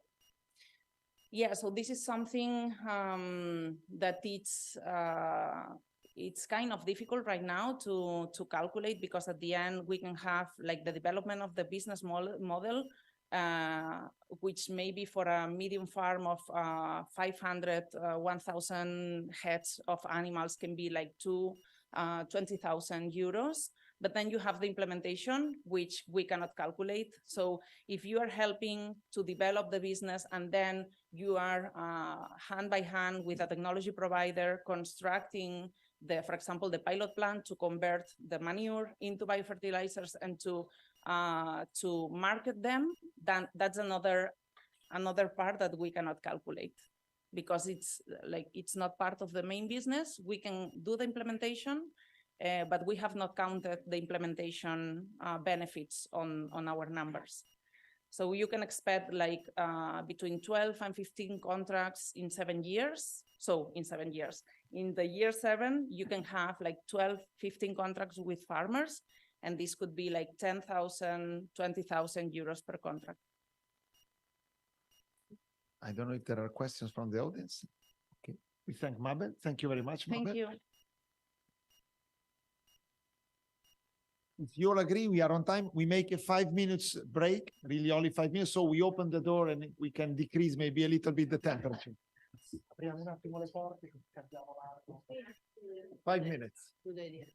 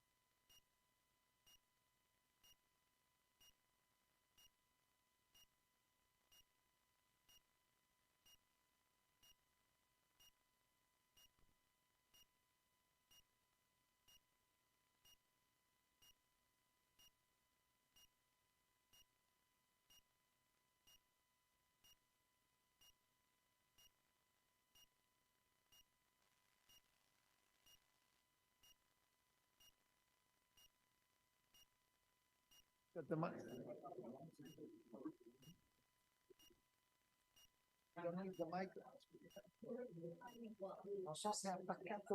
That's it. Okay. Welcome back to the session. The temperature may be decreased as well as the CO2 content inside the room. We kindly ask to sit down and we give the floor to the project ISO Clean Air. And so Chiara will explain us also her project and the company. The floor is yours, Chiara. Thank you very much. So how can I see my presentation? I don't know. Marco? The slides, sorry. Yep, they're coming.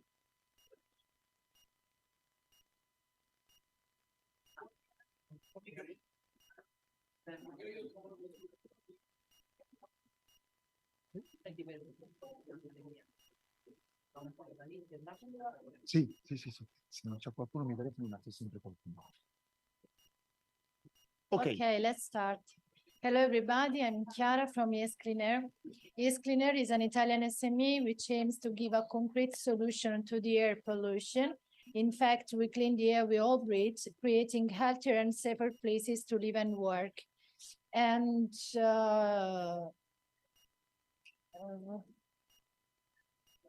okay, we are doing this with our innovative nature-based solution, which is FPA, air pollution abatement technology, which removes harmful pollutants from indoor and outdoor spaces at the benefit for the benefit of the environment and citizens.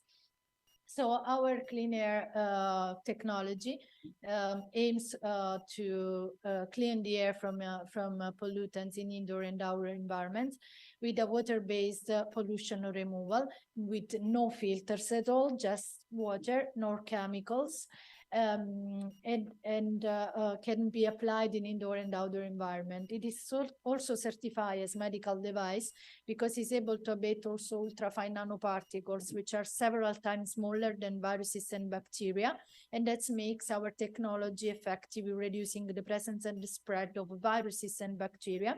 We did some tests against COVID-19 and also some bacteria like Legionella. We have different solutions in our portfolio. The flower pot, the APA flower pot as our interior design solution for indoor environment, and also our APA large and APA totem panel for outdoor environment, large urban spaces, and in particular for industrial application. But APA technology goes beyond air pollution. Why? Because we offer different benefits. First of all, we monitor and clean the air pollution. Then we detect and reduce the risk of virus spread. And as the third benefit, we can reduce also the CO2 and increase the HVAC energy efficiency, because we tested that if we integrate our technology in the HVAC system, we can reduce the energy consumption up to 25% in comparison with filters. So we have a double way to reduce the CO2 from the energy usage and directly from the air purification process. In fact, we compared our technology with other solution in the market with the APA filters, activated carbon, with the HVAC filters, for example, and or other standard water showers. But nobody acts on all kinds of pollutants. They act against a targeted group of pollutants and mainly in indoor environment. Our unique selling proposition is the fact that we can have different benefits. We can apply the technology in indoor and outdoor environment, and we can also save energy consumption because the water of APA substantially never clogs instead of filters. In fact, we have 20 patents already granted internationally, and 3 utility models. We have patent in US, Canada, China, India, and so on, because we are trying to develop our business globally. And we are very scalable and flexible because our technology could be integrated also with other existing solutions in the market, because we don't want to fight with competitors, but we want just to have a strategic approach to help also our competitor to increase their performance. And in fact, we are more than 50 times more efficient in urban spaces. And another characteristic, another value proposition is the fact that we can minimize the infection transmission and helps fight viruses spread, for sure, COVID-19. We also compared our technology with the nature itself, with the trees. In fact, a pollution and CO2 abatement capacity of one single EPA panel can be compared with at least 1,000 mature trees. The market is huge because we can act in different markets, in air pollution control for outdoor environment, indoor air purification, HVAC system, and for COVID-19 detection. So the market is very huge. We can sell our technology in direct and indirect ways, direct also with our presence with flower pot in Amazon, and direct with technology transfer and licensing. We did already 200 installations around the world. We granted 20 awards globally and more than 60 projects in our pipeline. So yeah, this is our financial. We expect to grow up to 40% in the next 4 years. We did already some installation around the world. We realized the first clean air city in L'Aquila. We did a lot of installation in industrial spaces like the waste treatment in Cecina, the French and industrial site of Engie, and an incinerator in Padova, and also a project in the train station of Tel Aviv. We also achieved the TRL 9 for the industrial sector with a project co-funded by the European Commission and in collaboration with IT Manufacturing, Comau, part of Stellantis Group, and Afegor, which is a plant in Spain, where we deployed our technology and achieved this kind of result: 50% of abatement of PM, 60% of VOC, and 64% of formaldehyde. We are a team of 6 employees full-time and 21 engineers at work globally because we have also an official and commercial office in London, another one in Hong Kong. Thanks for the attention. Thank you very much, Claire. There are questions? You say something about your IP. I have seen that there are also trademark markets, and so what is the unique value and covered by the patents? So the patents regard the core technology, which is this kind of deposition stack we call, and this deposition stack allows the technology to use only water to purify the air. And there are 3 main patents on the deposition stack. The other patents regard also the patents we acquired in US, in China, in India, just to cover our secret and to be able to also have a good negotiation power in other country. Second one is if you sorry, what is your go-to-market strategy? So how do you plan to? So our go-to-market strategy we call it pilot dissemination. Why pilot dissemination? Because we want to approach the country and the market in different countries with showing the benefit of our technology. So first of all, we want to show to our stakeholder and our partner how the technology could be implemented, the different field of application, and the benefit in terms of air quality, virus, low risk of contamination, energy saving, and so on. We do this kind of pilot just to report the benefit, and then we can go ahead in order to set up a very strong collaboration in order that we can also go ahead with an intellectual property transfer agreement to give to our stakeholder the technology in their hands, and they could industrialize the technology, commercialize the technology, and our revenue are main based on royalties and fees coming from the commercialization of the technology. Did you think, so yesterday I came to the stand and you told me that it can work very well in airports or train stations and stuff. And the product as a large surface actually. Yeah. So did you think about trying to sell it to some sponsors? So to advertise, to put advertisement on? Yeah, we also thought about that. So maybe one of entry barriers we have is our visibility. So maybe not everybody knows us. And so for this reason, the very difficult, the most difficult we have, the biggest difficulty we have is that maybe not everybody want to have us like a sponsor, because maybe our visibility or our brand is not too strong to have a partnership. Wait, so now I give you, I think, the good advice, because I already did it with another technology. So it's a bit different what I was saying. So the advertisement that you can have on reads, we are cleaning the air, your air, thanks to Barilla. Okay. So it's not that you have to know your brand, Yeah. but it's to have the sponsor have an advertisement that is not neutral, Yeah. but is environmentally for sure. friendly. Yeah, we are So also trying that's to the way do I was this with, thinking. in fact, our business model is also focused on collaboration with large corporate multinational, also to increase our visibility and our presence in international market as well as in national market. Yeah, in the same way, sorry, but the time is short. The same way as we were discussing yesterday, also the policy side that is really important. You were Yeah. explaining me. It's really important, as Domenico said, also to work, as Simona said, also to work on the policy side, to make Exactly, lobby, yeah. to look at the different associations, or also somehow also competitors that are trying to develop this kind of technology, because you are working on a huge market.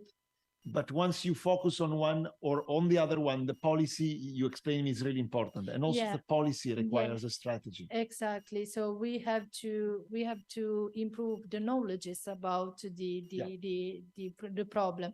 First of all, there have to be a consciousness about the problem, because if the national standard doesn't allow us to implement our technology, because maybe the standard is very high, so and the emission could be high, so it's not needed. Our technology is like nice to have, more than need to have.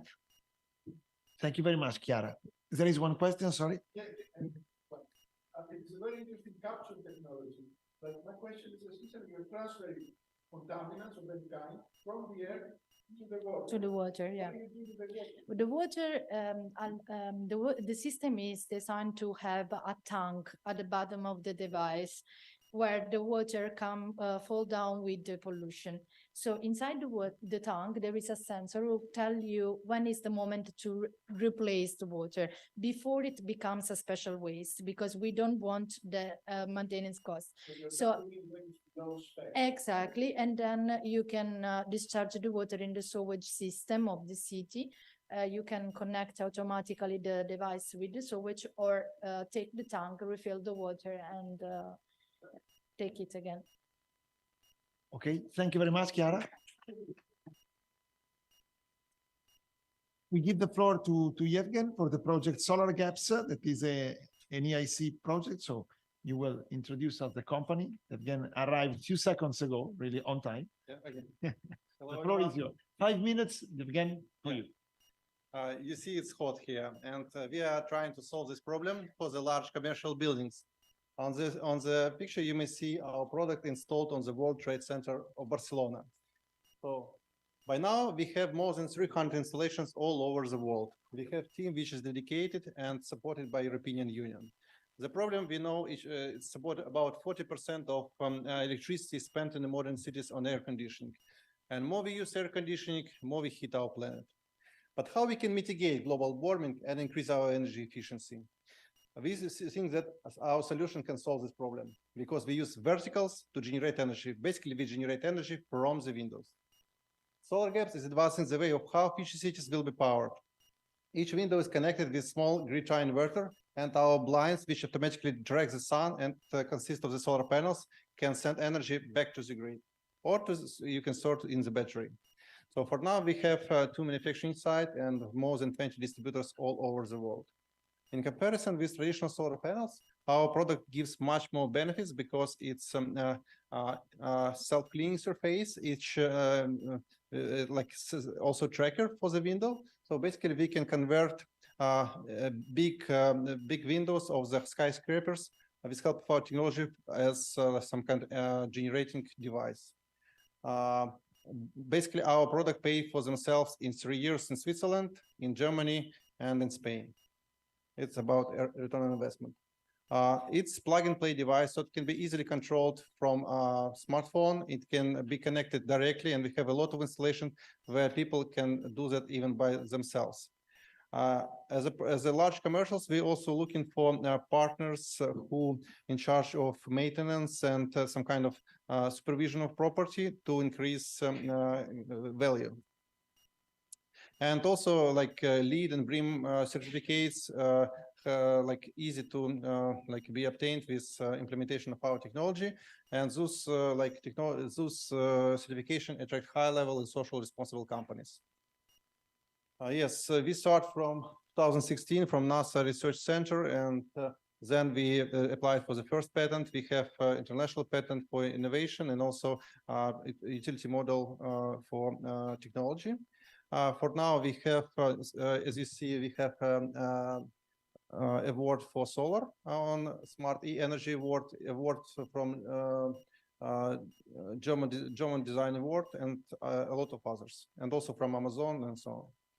So market is huge and it's booming also because of this aggression that currently happening.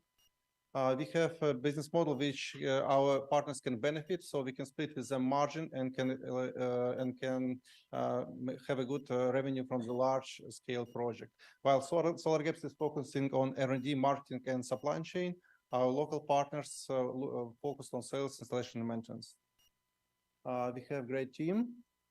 This is a lot of installations all over the world, from Italy, Spain, New Zealand, United States. Our last project we did in Zurich, and now we are currently in cooperation with Tampa building in Zurich, and looking also to possibility to produce in Switzerland our product for local market. Yes, so we are like fundraising. So we have already developed product with a lot of installations and B2B pilots. So we're ready to scale it to the next level. Yes, this is only like a sum of our awards that we received from the last few years. And we was featured by TechCrunch, Mashable Wearable as a product to change our plan for better. And as TechCrunch says, your windows become powerful with SolarGaps. I try to be on time. Thank you very much. Again, the first short question is, which kind of technology is the PV? So you are buying, I mean, monocrystalline or polycrystalline PV? Yeah, thanks to European Commission, we bought small solar factory, and we are producing this ETF coated solar panels based on SunPower technology. Okay. We tried different technologies like thin film, but SunPower is mainstream right now, and we are producing a lot of SunPower solar panels, which is self-cleaning and very resistant for any scratches and so on. So for the last 4 years, we don't have any compliance. So you buy the SunPower cells. Yeah. And in terms of the long value chain of the building sector, when we speak about, I mean, building integrated photovoltaics, that is a type of, there is also the issue of the installers, the maintenance, the fact that there is the connection between someone that has to install and the electricians. How are you managing this? Yeah, so we did several projects with energy companies. Last one we did 2 months ago with EDP Renewables in Portugal. So they can cover all the problems like installation, maintenance, and even they have a lot of subsidizing. So basically our product can be subsidized up to 60% in Spain. And there is some project also incentives in Italy.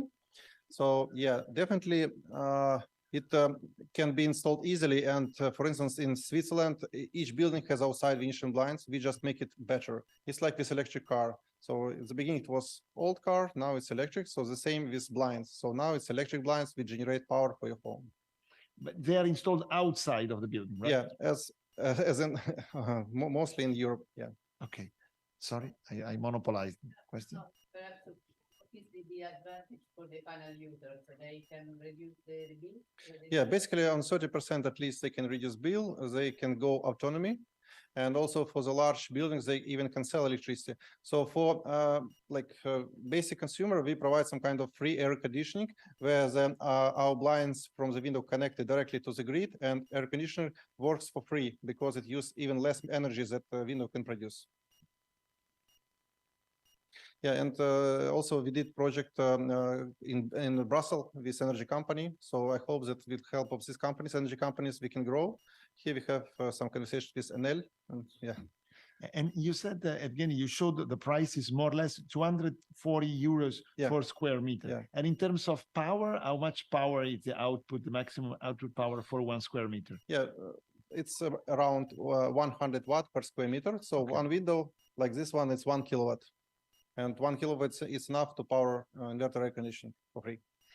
And the inverter is directly connected to the house, electrical system. Yeah, it's small. It's like this size of paper. And it's really small. It's like a transformer. Okay, and it goes directly inside the electric system. Yeah. It's also possible to combine it eventually with a storage system. Yeah, we have a lot of examples. Some small battery like EcoFlow, which connected with solar gaps, can power all devices in your home with battery. Okay. You have to be authorized by the local municipality. Yeah. So sometimes if you exceed, for instance, in Germany, 600 watts, you need to have some kind of agreements. But in most cases, people are using without it. And also, if you talk about energy companies, they can do that with round meters. So you don't need to carry about anything. We just make them to provide new product. Yeah. In Italy, it's 800 watt. So okay. You don't need actually. Yeah, 800 watt. Below 800 watt, you don't need any authorization. Mm-hmm.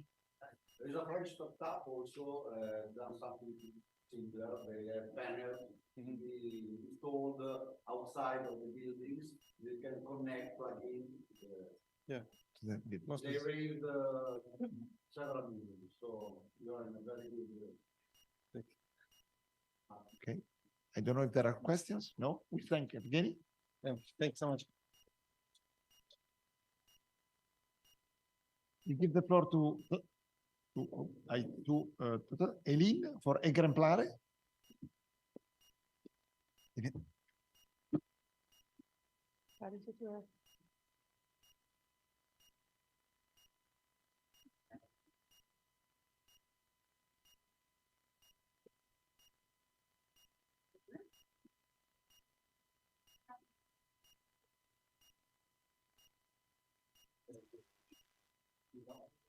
You're after me? Yeah. No, but I got a picture. Okay, yeah, but there was a moment. We do Clara, Evelyn, you do later. Oh, you do me? Yeah. Okay, sorry. I am the guilty of the problem because we moved one to the other one. So now there is a project, Law in Food with Clara.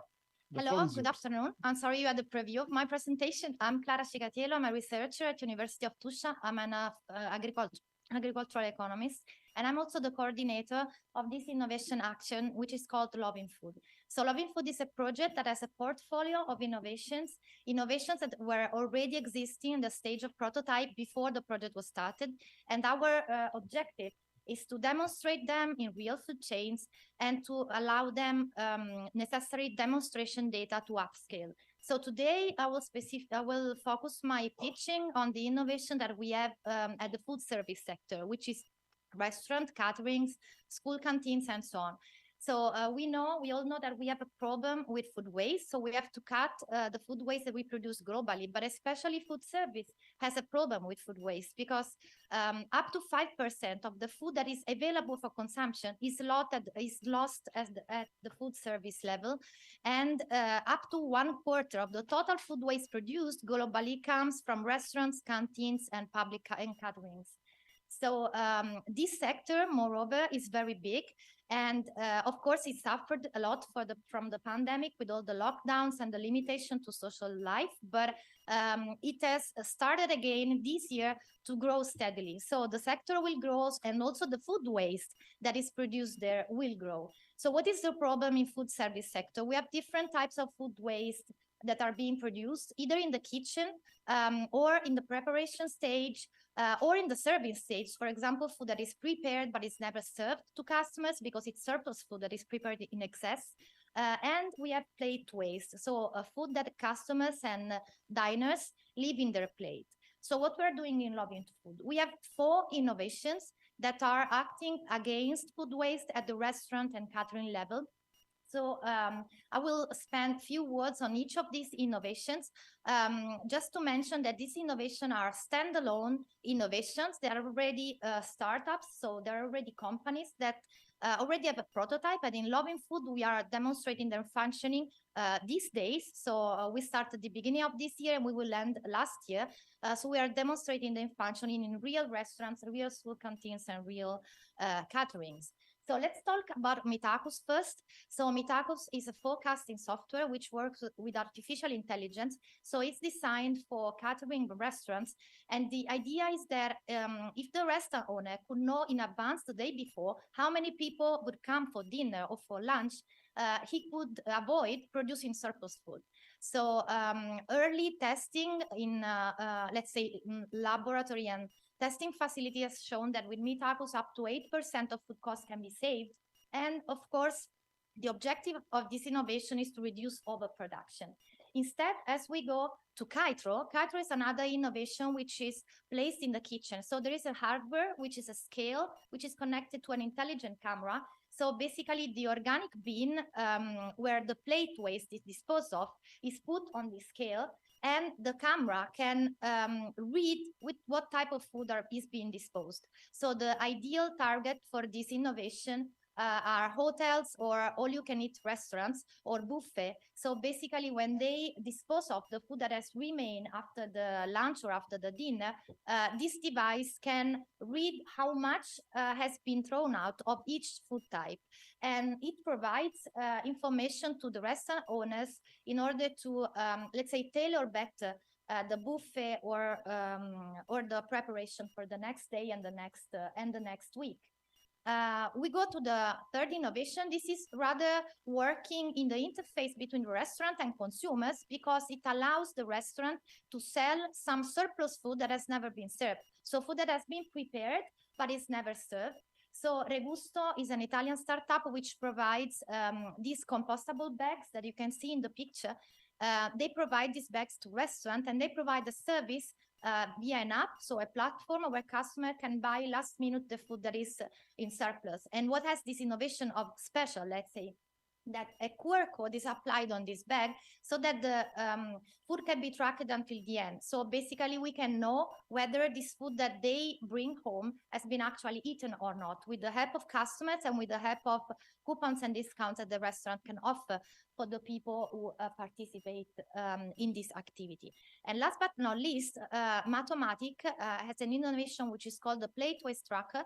And this is an innovation which is perfect for large public caterings, catering services. For example, for school meals, we are testing this in 15 schools around Austria, Germany, and Sweden. And it is basically a camera that can recognize from the trays of pupils how much food they did eat. And the main objective of this innovation is to inform the diners about what they left and the nutritional value of what they left. So the main objective is to educate them and to increase their awareness towards food waste. Although, of course, this innovation can also inform the kitchen about the foods that have been liked more or less by the pupils. So why I have talked about all these innovations together? Because they can be standalone solutions for restaurants, and they can also be combined, but they share very similar business models. So none of these companies is selling the hardware of the innovation, but rather the model is about subscriptions. So basically they sell to the restaurant the service of being informed about what they can do to cut food waste at the restaurant. And so the interaction between the company and the restaurant is at the core of all the innovations. Talking about target customers, as I already said, of course, some of them are tailored on private restaurants and other on public caterings, but of course, even for restaurants, we are looking for So we are currently testing this innovation in large restaurants because it's in this restaurant that the cost of wasting is higher. And so, of course, these businessmen, so these owners of restaurants can be more interested in cutting food waste. For what concerns especially Matomatic, the plate waste tracker, the real target is public catering. So, for example, at hospitals or at schools, we are currently testing it in 15 schools, already said, I think. So, and of course, the target customers are customers which are very, of course, open to innovation and digitalization. This is another reason why we are looking we are looking to large food service companies and not, the family restaurant. So companies that are open to innovations, companies that are open to digitalization, and company which want to address this food waste issue. Let's think that at the moment in most restaurants, no action is taken against food waste. So the idea is that having some food waste in food catering is normal. And this is not true. I mean, we have so many solutions which are already developed to avoid this. And what do these innovations have more than others that are applicable at restaurants? First of all, I have to say that they are in this project, so in Loving Food, and in this project along 4 years, we are now in the middle of the project, we are providing evidence of the results they can get. So we have built up a multidisciplinary team between Italy, Austria, and Great Britain and Sweden to have a common methodology to evaluate this innovation. And we evaluate how much food they can save, what is the economic impact on the business level, so on the restaurant, and what is the overall environmental impact compared to the situation without the innovation. So what they need, basically what they will need very soon, as soon as they have the results of this demonstration early next year, is that they will need funders in order to upscale the market. At the moment, these innovations are being tested in several countries thanks to the funds from the European Union, but after that, they should be ready to go on the market. So of course, what they need is contacts, networking in the food service sector, and basically money to promote their innovation at a large scale. And I think this is all. These are my contacts. I can provide more information if you're interested. Thank you. Thank you very much, Clara. I don't know if there are questions. Yeah, You go, Domenico. Typically, the food cost is about 25% of total revenue.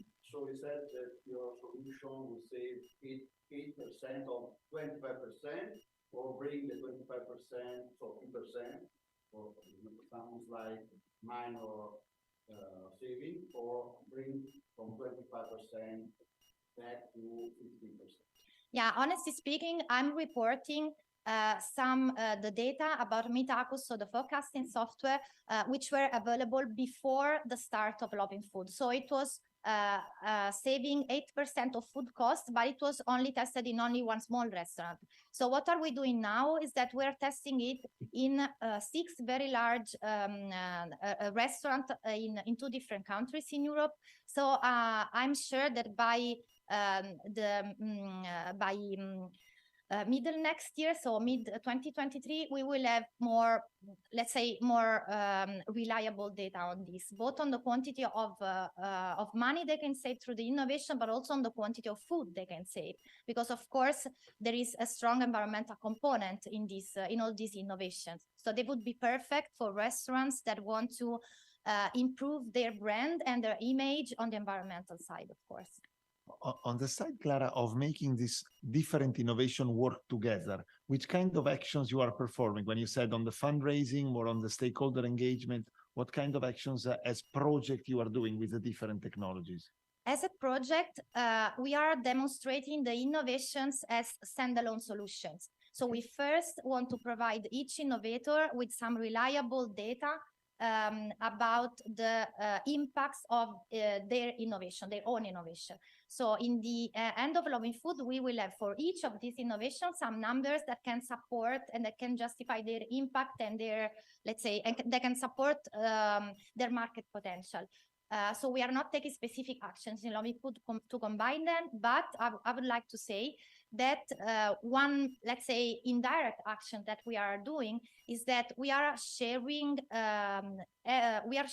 in the same work package the contacts and functioning of the implementers that we have found for the innovations. So, for example, one restaurant is involved in the implementation of Mitacus, but he is knowing that other solutions are available, and so this is what we do in lobbying food. But of course, I think that this could be the perfect topic for a new project on this. So testing the functioning of all these innovations together. Yeah. Thank you very much, Clara. Thank you. Thank you. Give the floor to Evelyn. The project is Exemplare, sorry. Eileen, the floor is yours. Thank you. So nice to meet you all. I'm Eline Stephout. I'm the owner and the CEO of Tusty. I've been active in plastic recycling just after studies. So in 2012, I finished university and I started with plastic recycling right away. There's so much plastic waste, there's so little recycling, and there's so much downsizing. I want to improve the recycling and the upcycling. Tusty was founded in 2015, parallel at my other company. I started Tusty as a joint venture between me and the Technical University of Eindhoven, so I got the academic knowledge inside my recycling company. And I have a highly skilled team. I'm here together with Dr. Evelyn. She has her PhD in material science, and we work together with real university knowledge inside a very practical recycling company. Since 2010, with Stippa Plastics, I'm able to recycle almost 80% of all Dutch household waste. However, that's the pre-sorted household waste that we get from sorting companies. And there's a lot of mixed plastic waste, which has not been recycled so far. Together with the funding from the European Union, I was able to set up my second factory hall, and I'm able to recycle mixed plastic waste. This third line, the second hall, has been up and running since 1 month. I 25 employees full-time working for me in 2 shifts, 7 days a week. I'm very strategically located between Belgium, Germany, and the smallest part of the Netherlands. We have all our land ourselves, all the permits ourselves, and we are able to expand much more. The technology that we are doing, we're actually creating bales of dirty mixed plastics. We shred, wash, separate, dry, and pack the materials to new resources. And our end product is high quality regrind. Possible applications that we can make are those bottles for shampoo or soap. We have a patented system. We make use of a novel bio-based cleaner for the washing step, which allows the material to clean on room temperature. So we don't use heat, we don't use warm water. That's very special in recycling. Due to the milk processing conditions, we establish a high quality plastics, and from really dirty bales, we get very clean flakes. Also, the cleaner that we use influences the density in the water, so we can also have a better separating step in our machines. What we want to do is scale the technology. At this moment, I've one very big Tusty line running, and when you scale up, of course, the profits get better, and we are able to even recycle much more. So what I'm looking is not only for money, but I really need strategic partnerships. Who has waste? Who needs plastics as a recyclable? The plastic market is huge. And what you see is that actually the biggest part is the packaging industry. And that's what my innovation is completely focused on.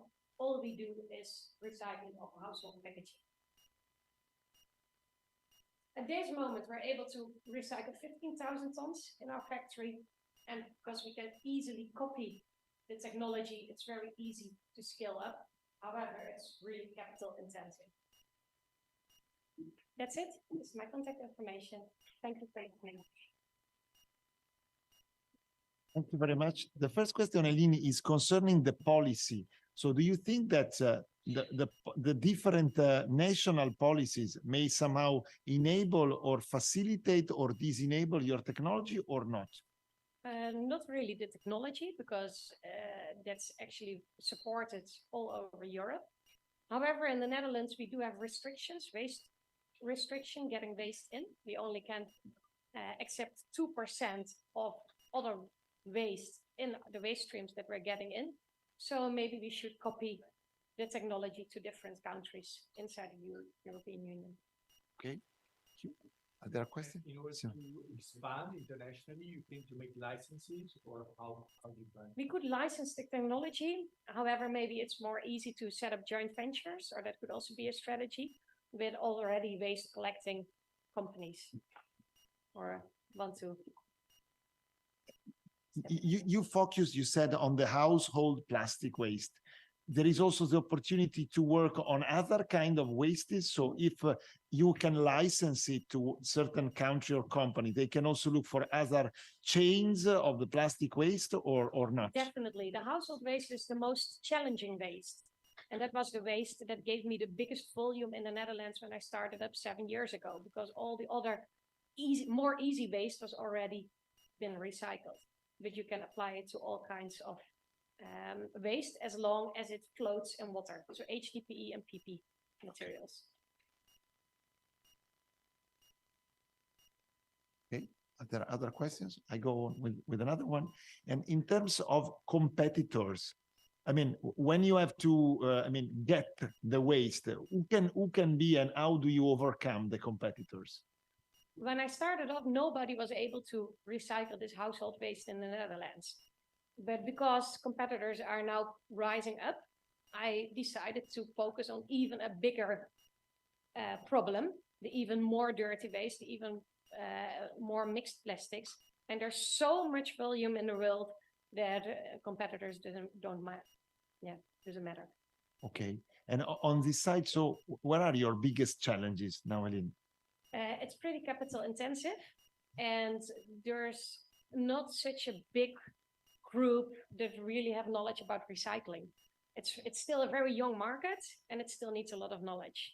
And the final customers of there is no problem to sell? No. No problem at all, no. Okay. They're really aiming for the plastic recyclables at the moment, because they all get this need to use recycled materials in new materials because of regulations. So this is just the start. We're just starting.